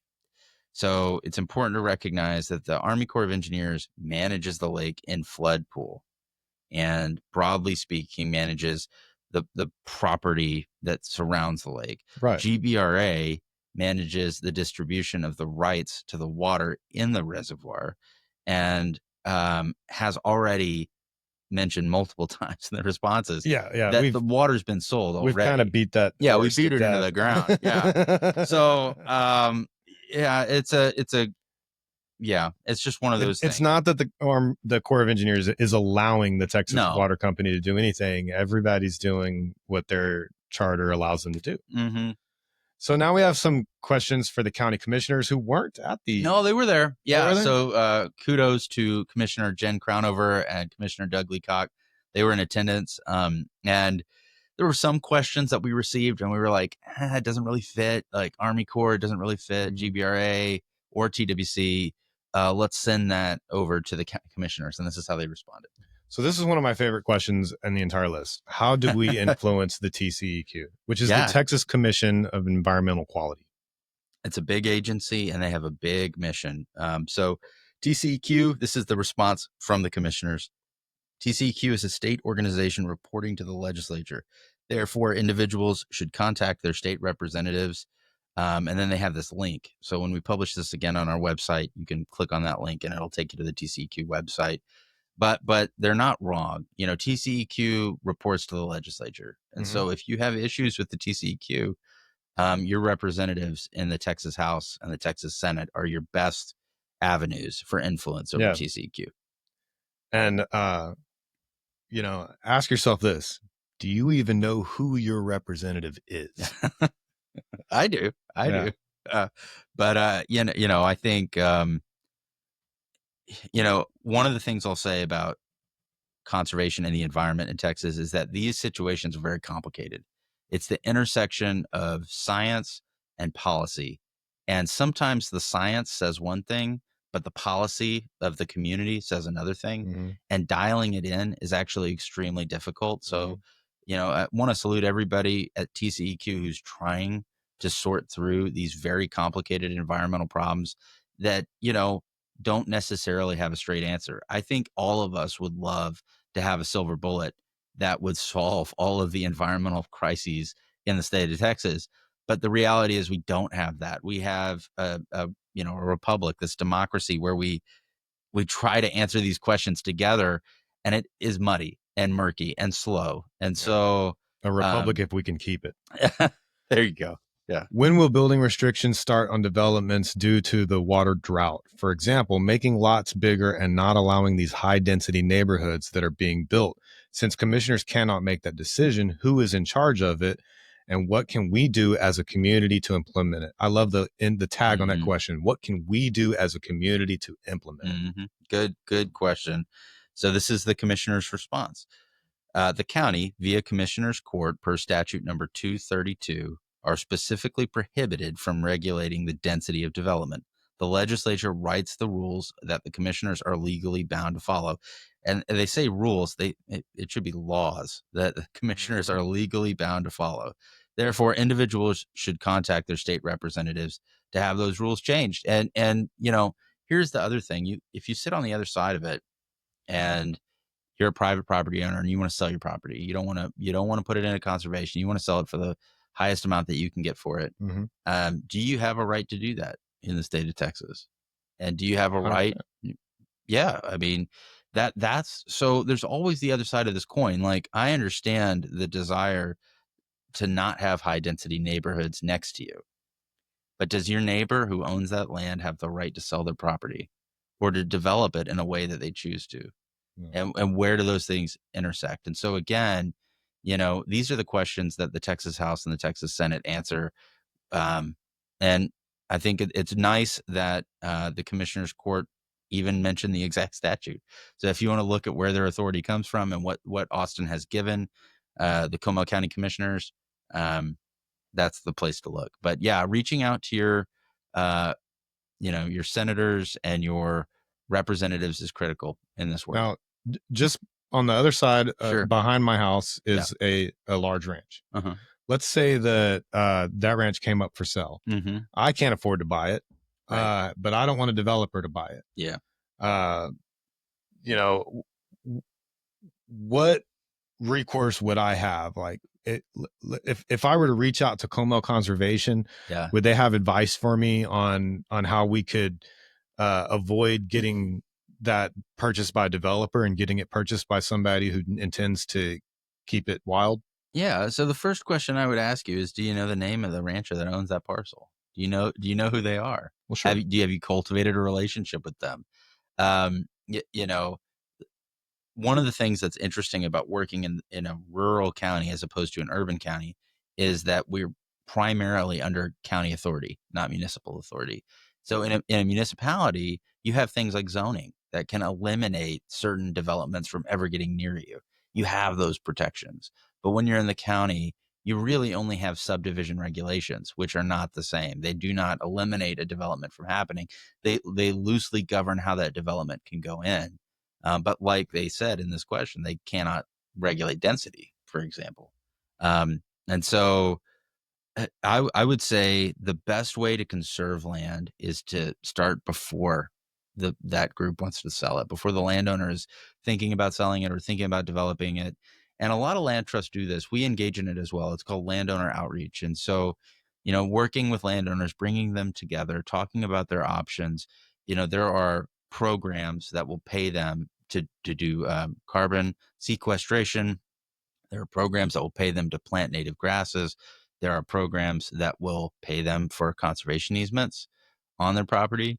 And so sometimes landowners are your greatest ally as opposed to your greatest enemy. And what's really fascinating about that work is by bringing them together, they get to weigh all of their options. And sometimes a situation where a landowner would be forced to sell can be avoided, and they can keep their property. And they can also get some of their equity out of the property so they can sustain themselves and their family. So, yeah, I mean, if a landowner wants to develop their property in the county and they sell it to a developer who knows how to develop a property, it's one of those things. It's going to happen. Mm-hmm. Subdivision regulations are not designed to prevent developments; they're designed to guide developments. And so, yeah, I would have to have a frank conversation with you. Just tell you that the odds are stacked against you, and you should probably, um, for those of you that are worried about it now, you should start talking to your neighbors. Get to know them. It's a good answer. Yeah. Do you believe the approvals for all the subdivision units should be based on your water availability report that is 3 years old and not reflective of current conditions? It's kind of a backhanded question. Yeah, there's some angst and again, nothing like a good drought to really bring out the anger in folks. I think the reality is that this question represents the concerns that many folks have about water availability reports, which is actually a bold requirement of Comal County to require that their water providers submit a water availability report is a good thing. I'm glad we have that. And so this is the formal response that the commissioners have provided. The court does not have the authority to deny specific units of a subdivision that have already gained approval from utilities for the entire scope of the project, which is required before they even come to the county with their proposed project. The full scope of these projects has to have utility approval from the beginning, regardless of if they propose the entire project at once or by units, which is customarily how these developments are pursued. So, yeah, the water availability report is adopted not as a tool to say you can't build. It's not like that's not why the war is there. The water availability report is there to tell the county commissioners and to have the water utilities say, we think the system will hold. We think we can provide enough water to our customers. We think we can ensure that, over the next 3 years, nothing wild is going to happen.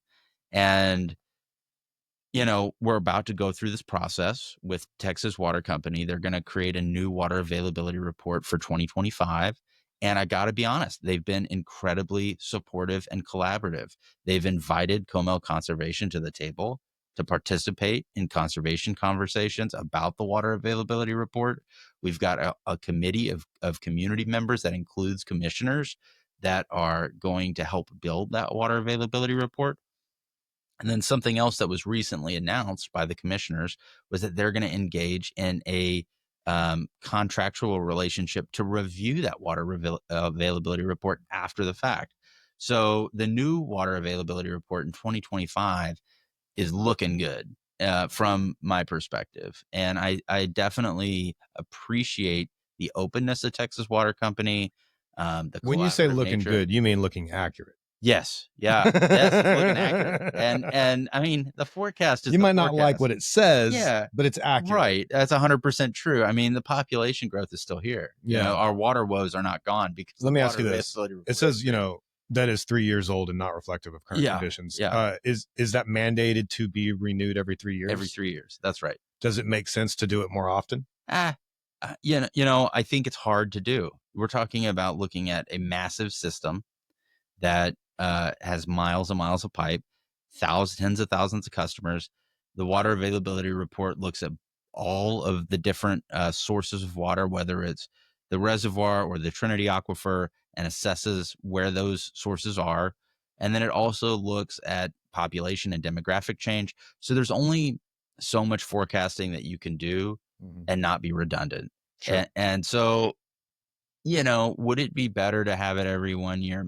Maybe. At least it ain't every But 8 years. but would it be that much better? I mean, I think, Texas Water Company and Comal County spend a lot of money and a lot of effort to develop the water availability report, and to have them do that every single year, I think taxpayers might get kind of upset Sure. at the constant reassessment and the constant cost of that. And so, anyway, I think you're right. yeah. I mean, we'll see what 2025 looks like, but I'm optimistic, honestly. Is there an independent auditor that reviews the calculations of water needs for new construction and developments before final approvals for permit that takes into account all the demand on the lakes, groundwater, and aquifers, both now, 3 years out, 5 years out, 10 years out, based on worst case scenarios? If so, where can citizens go to see the results of these audits? All right. So this is the response of the commissioners. Up until now, we have reviewed the water availability reports internally before accepting them. This year, the commissioners' court will consider a proposal to contract with an independent firm to review and provide feedback on the water availability report before accepting them. That is phenomenal. That is really, really cool. And it just shows, again, there's no nefarious actors. I feel like those questions should have been switched in order. Maybe they should have been reordered. But yeah, essentially it's the water availability report, and it's Yes. happening every 3 years. Right. And yeah, they're reviewing them. Yeah. So, I think what's really neat is in 2025, we've got a water company that is really accessible, open, and collaborative. We've got a county commissioners group that recognizes that they need support in understanding the water availability report, and is willing to spend the money to bring in an expert to help them understand what it is. So it's going to be really hard to miss, honestly. And I think that's exactly what the county commissioners and Judge Krause are trying to do, is make sure everything's on the up and up. Final question for the commissioners. We've answered this, but let's hear the commissioner court's official response. Why is all new development allowed when we are short of water? Existing customers should be first. Yeah. So this is the commissioner's exact response. Any new development you see happening at this point has been in the works for years, and were granted the utility commitments some time ago.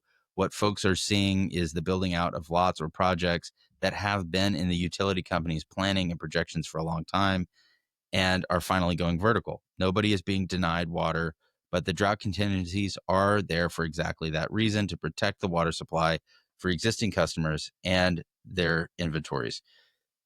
That is exactly why we saw TWC turn down 9 newly proposed subdivisions a couple months ago.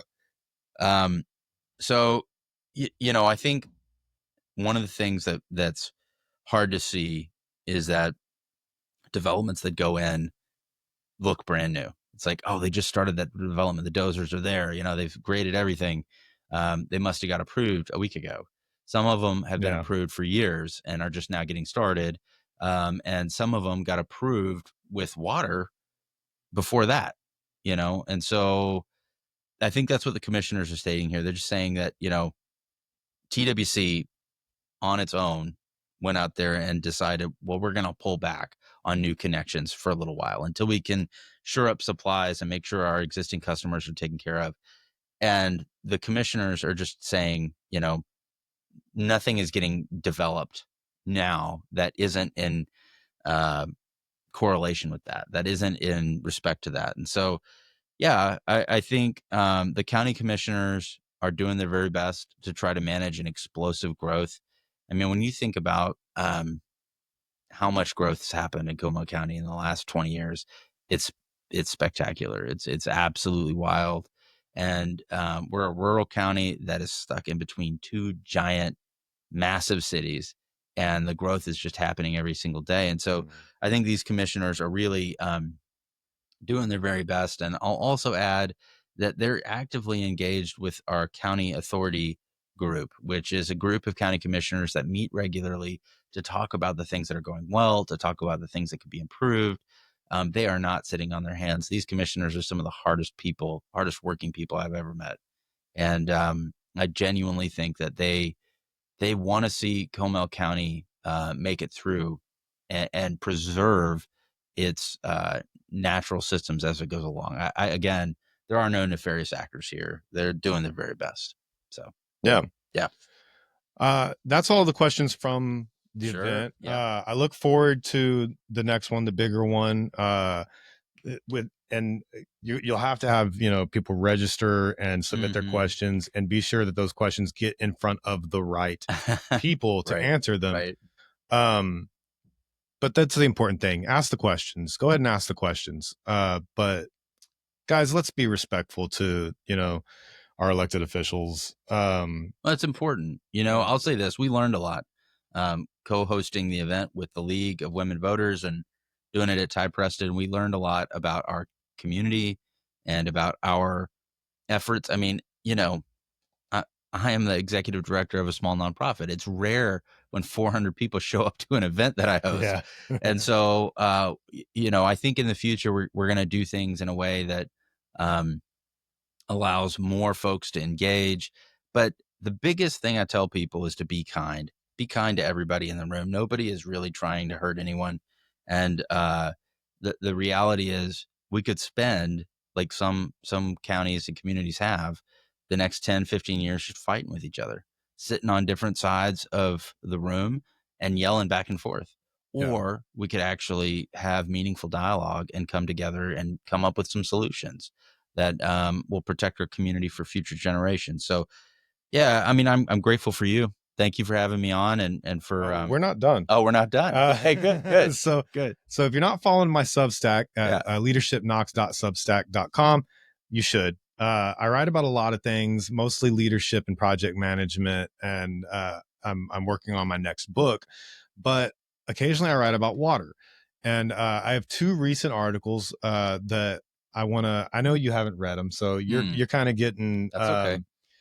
hit with these out of nowhere. Sure. But I'll be easy on you. I'm not looking for answers as so much as I'm looking for your opinion. The first article is called Brine Water Bills and Big Oil.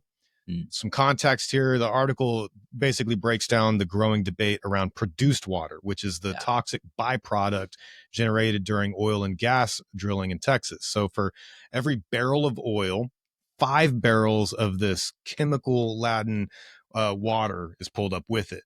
And so with Texas facing long-term water shortages, some see an opportunity to treat and reuse this water for agricultural or even public use. That's all fine and dandy. The catch is that the oil companies want legal immunity once they hand the treated water off. So under House Bill 49, which is in the legislation right now, hadn't been passed yet, companies would no longer be liable for any contamination that happens after transfer.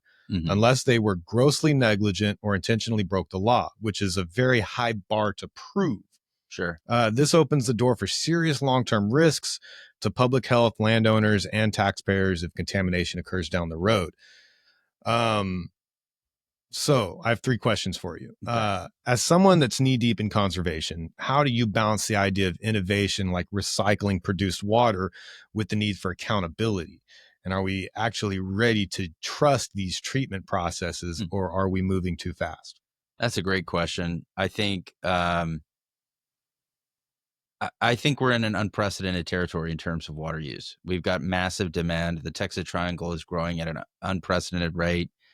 We expect 50 million Texans in less than 25 years. And finding new sources of water for those Texans is going to be critical if we want to continue to see our economy grow and if we want to see um, the natural systems, environmental flows that make our state so beautiful. If we want to see them continue, um, and I think you're going to see more and more bills like this get pushed forward, where we ask ourselves, well, what about this idea and what about that idea, and we're trying to answer these questions.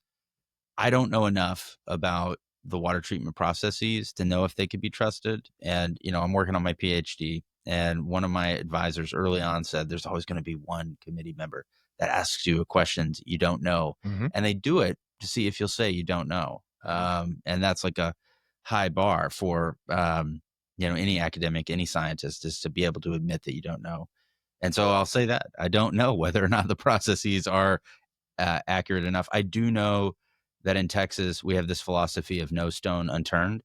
And it would be interesting. It would be interesting to see if we could take what is a really rough byproduct of oil production and turn it into a positive. Yeah. Like that would be really interesting to me. What it will take, what it will mean, I don't know. But it would be interesting to. I mean, what else? I mean, some of the oil companies are already, and they haven't been historically, that part of drilling a well is buying water Yeah. to use to drill the well. And some of the oil companies are actually using that toxic, nasty produced water to drill the well, which Right. is, I mean, they should have been doing this a long time ago, but at least they're coming our way. HB 49 basically lets oil companies wipe their hands clean once the treated water leaves their facility. Sure.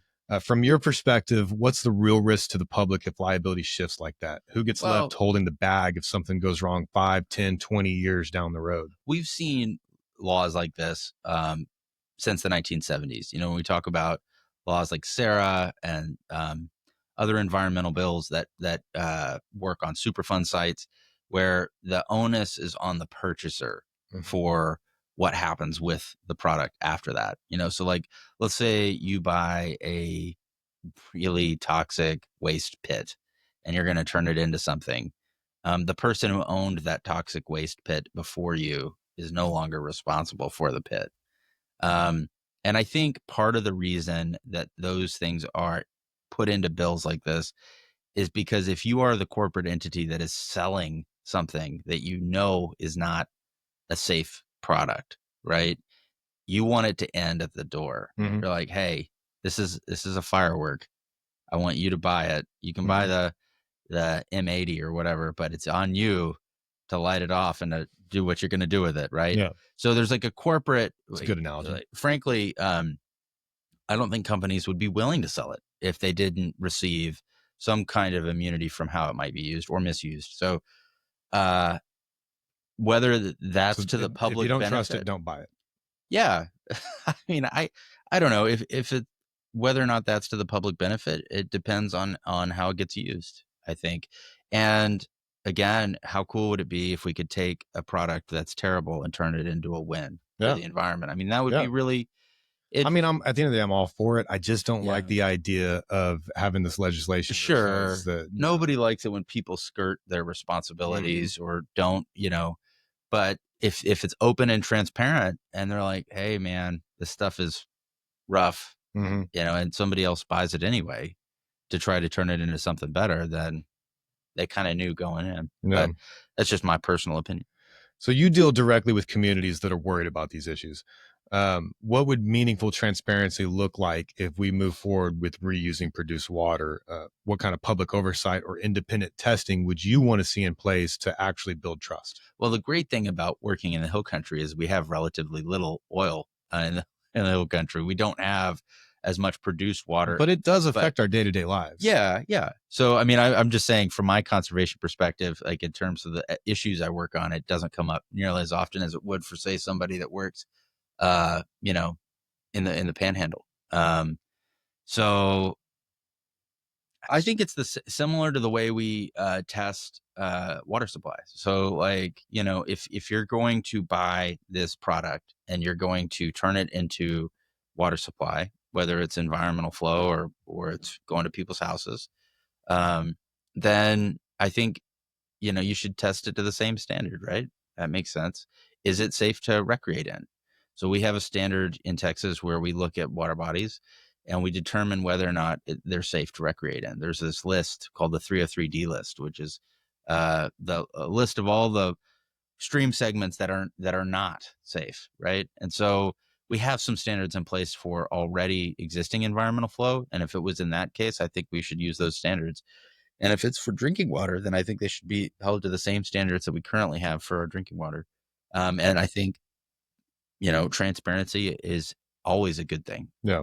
So, you know, share those results with the people who are ultimately going to be drinking or playing in the water that's produced. So the testing exists. Right. Transparency is just a matter of doing it. Yeah. Well, it's also helping people know where to find it. You know, like, I mean, how many people that listen to this podcast know what the 303D list was before I just said it, right? So part of it is like spreading awareness and helping people understand where to go. I mean, it's not like Texas is just fly by night. You know, we do whatever we want, you know. Yeah. We actually have a lot of structures in place. And so I think that would be really cool. And just speaking of water testing for a little bit, when I got started in conservation, there's this really cool program started by the TCEQ called the Texas Stream Team. It's based out of the Meadow Center for Water and the Environment in Texas State University in San Marcos. And you can get trained on how to do water quality testing in these different stream segments. So they'll give you a kit and you go out to your site and you test the water. You look for things like dissolved oxygen, total dissolved solids, pH, temperature, turbidity, things like that. But on top of that, they've gone even farther. They have advanced kits. So you can test for E. coli, you can test for nitrate and phosphorus, all kinds of cool things. And so if you're interested and you're really like, I want to learn more about water quality, check out the Texas Stream Team. It's a great group. And Texas Stream Team or Dream Team? Stream Team. But they are the Dream Team. They are amazing. Nice. Yeah. Okay. So the second article I want to talk to you about, I just published 2 days ago. It's called Laundered Cars and Thirsty Aquifers, What Crime, Car Washes, and Project Management All Have in Common. Yep. So the context here, there's this organization out of Brazil about a decade ago that came down on, they were laundering money using car washes. Wow. And then just like 3 years ago, I think there was this lawyer out of Dallas who was basically charging cartels a la carte to launder their money using car washes. So the article uses, you know, Central Texas's booming car wash industry to highlight a much bigger leadership problem. Car washes have exploded across the region, many backed by private equity, in some cases organized crime using them to launder money. At the same time, Texas faces severe drought and aquifer depletion. While some modern car washes recycle water, many still pull directly from stressed aquifers, collectively using billions with a B of gallons of water every year, equivalent to the water usage of a small city. The state's patchwork of weak regulations allows rapid growth without requiring water recycling or financial transparency. Meanwhile, many of these high cash businesses create perfect conditions for criminal money laundering. The bigger point, this is what leadership failure looks like, in my opinion. It's not one single crisis. It's the result of years of ignoring hard questions about growth, resource limits, and accountability. Without stronger oversight, both water scarcity and financial crime will continue to threaten long-term sustainability in Texas. Yeah. So I have 3 questions. What you got? Shoot. We're seeing this explosion of car washes in Central Texas. Sure. In some cases, there's a car wash across the street from a car wash. Yeah. Many of which are pulling huge amounts of water from already stressed aquifers. Right. From your position in conservation, do you feel like the current permitting and oversight systems are keeping up with this kind of rapid commercial growth, or is this another example of policy falling behind development? I don't know enough. I'll be Yeah. the first one to tell you I don't know enough about that. What I will say is I'm a fifth generation Texan. I drive a beat up F-150 and I never wash it. So I think, I often Real Texans wear mud on their truck as a badge of honor. yeah, You know? like I just think for me, I just don't need it. I don't need the car wash, but I understand why people feel that they do.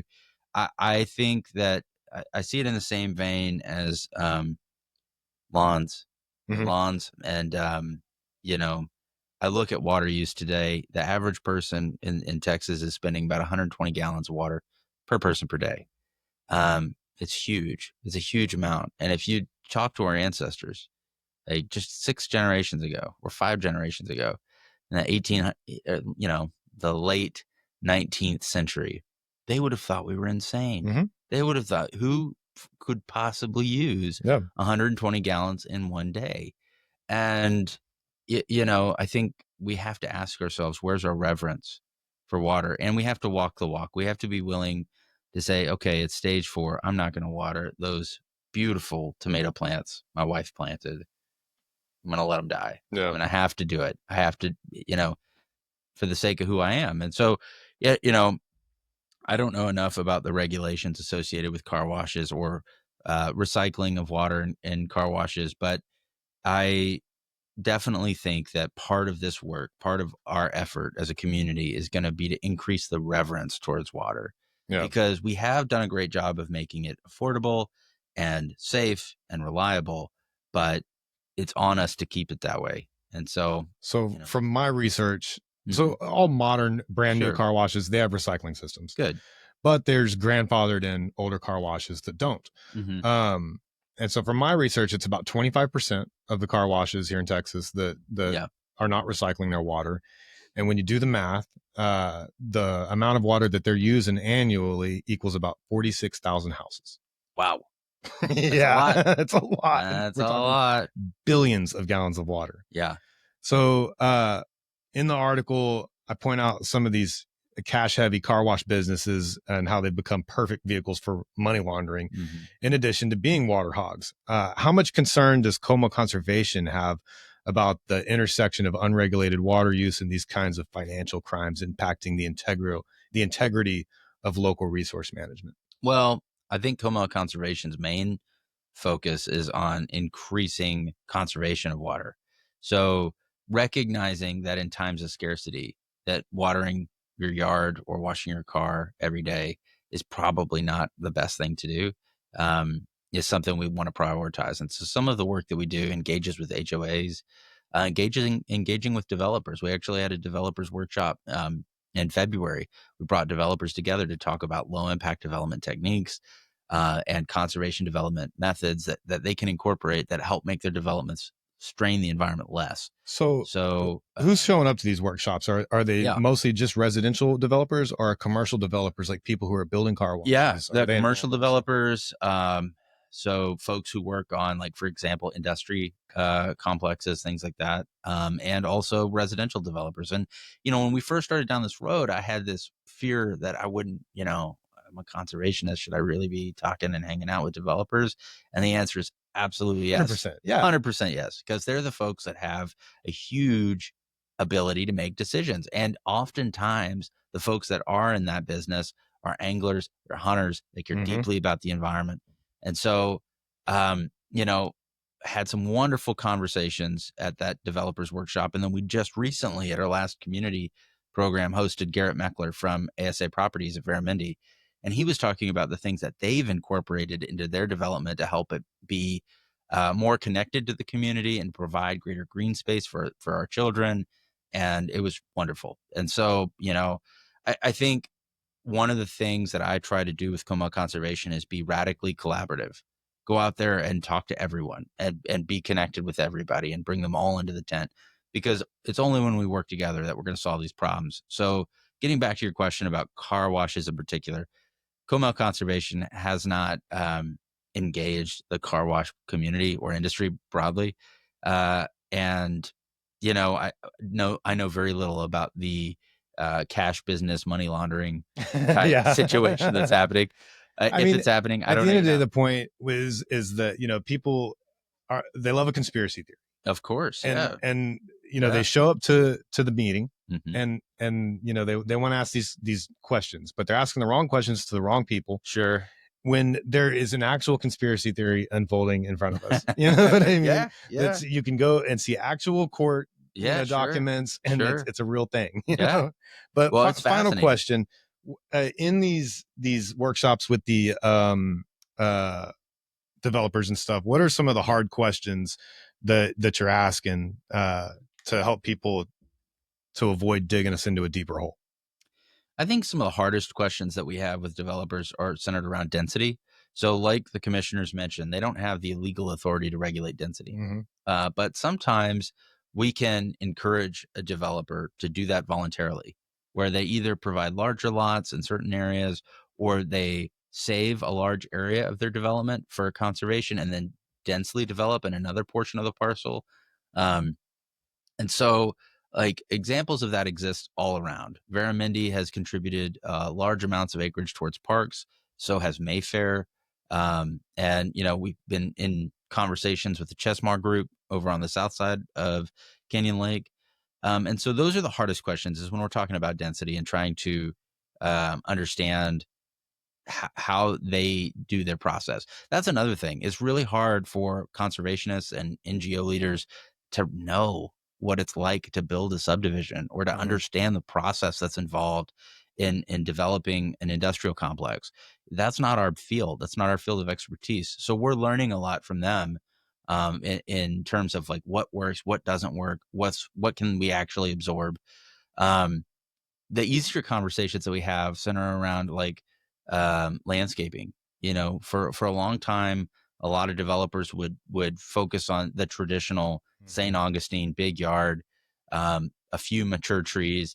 But as you get into the semi-arid landscape of Western Coma County, those things are just not going to be tolerable in the Mm-hmm. future. And so, working with developers to voluntarily remove those before the development is built, and incorporate more of a native scape. I, I don't have a xeriscaped yard. I have a native scaped yard. I understand why people love to xeriscape, but that many rocks, it just doesn't sit well with my mind mentally. I like to have native Doesn't grasses sit and well with native my ankles. forbs. I like to have native plants. I Yeah. like to, I'm all about trying to make that landscape look like Texas. Yeah. And so, um, those are the conversations that we have with developers. And we also um, talk to them about their woes. They have problems. There are developers who build in certain ways because they're required to. There are requirements in municipalities that require them to water their yard or to water their green space to make Mm-hmm. sure that the aesthetic of their development is appealing to the community. And so, when you work with the planners at Bulverde or New Braunfels or Garden Ridge or any of these cities that have authority over development, um, you know, we hear from developers that, man, I wouldn't build the irrigation system if I wasn't required to. Yeah. And so I think that's something that we're also learning as a conservation community is that the developers have stressors too. The problem with that is they also want to build the fire suppression systems if they weren't required to. Yeah, So yeah, my last three questions are geared towards our listeners at home, and what they can take away from sure. this, and action items. Yeah. Um, so for the average person listening, the Hmm. homeowners, the parents, the folks who live and work right here, what are some simple, meaningful things that we can do to help protect our local water resources?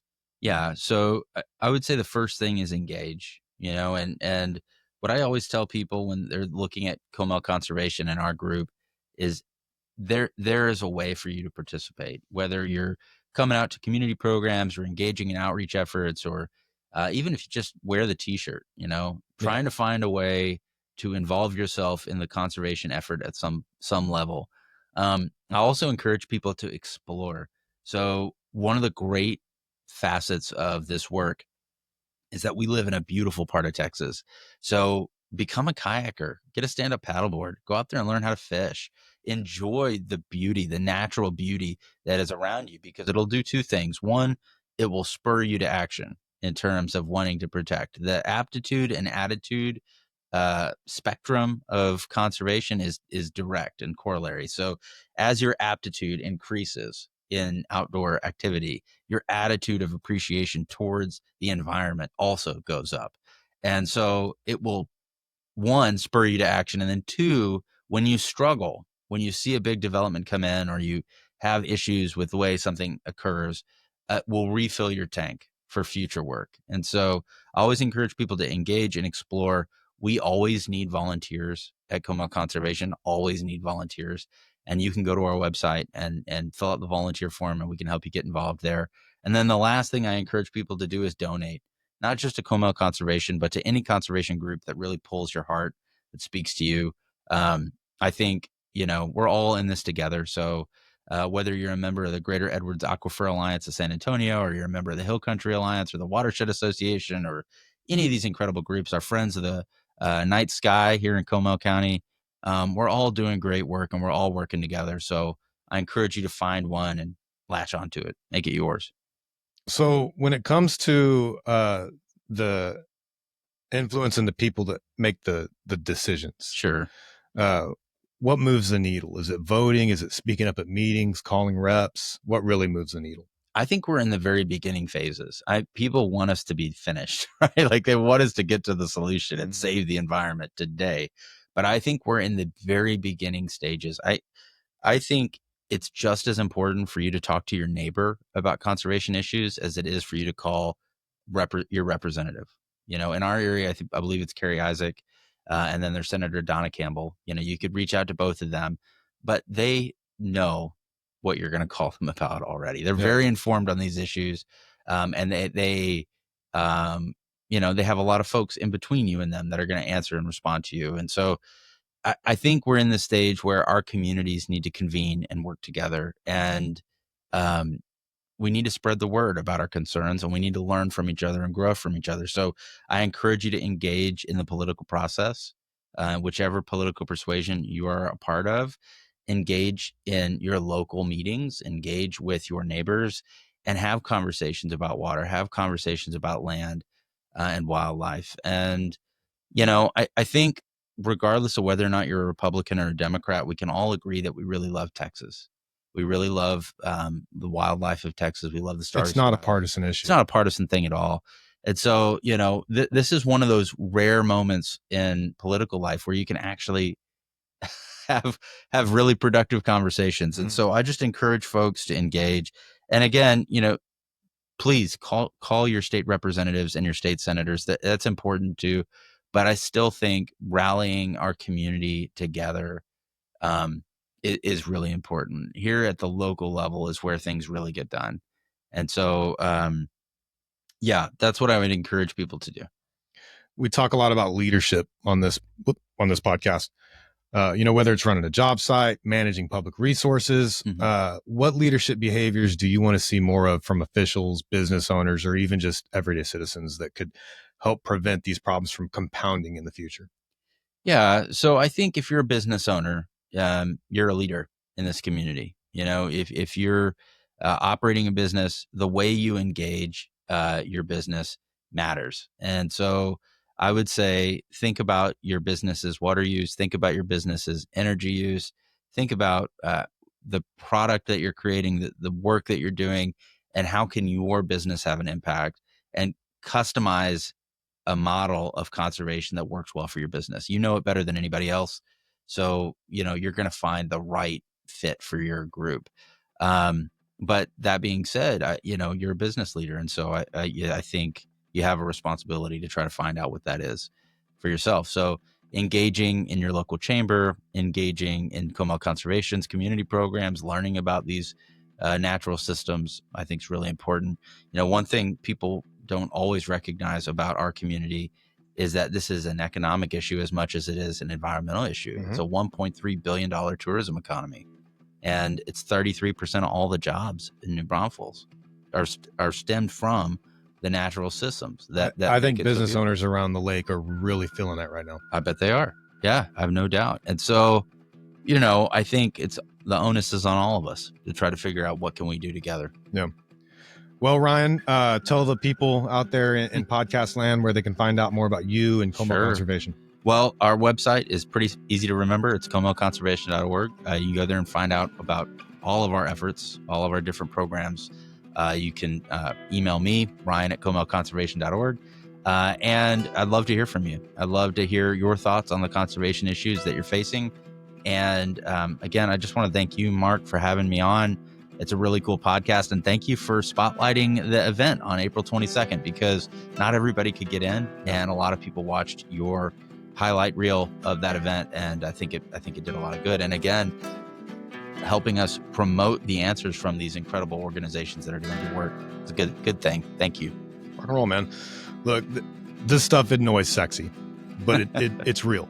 At the end of the day, leadership, whether it's managing a job site, a city, an aquifer, it's about asking hard questions before the crisis hits.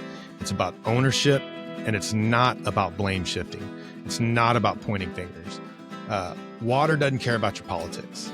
It doesn't care about your business plan or your quarterly report. If we want to leave something sustainable behind for our kids, we got to care enough to be involved. We have to stay informed, and we have to hold people accountable, even if it's inconvenient. As always, thanks for listening. Thanks for being here, Ryan. Happy to do it. I'm Mark Caples. This is Obviously Wrong. We'll see you next time. I'm rooting for you.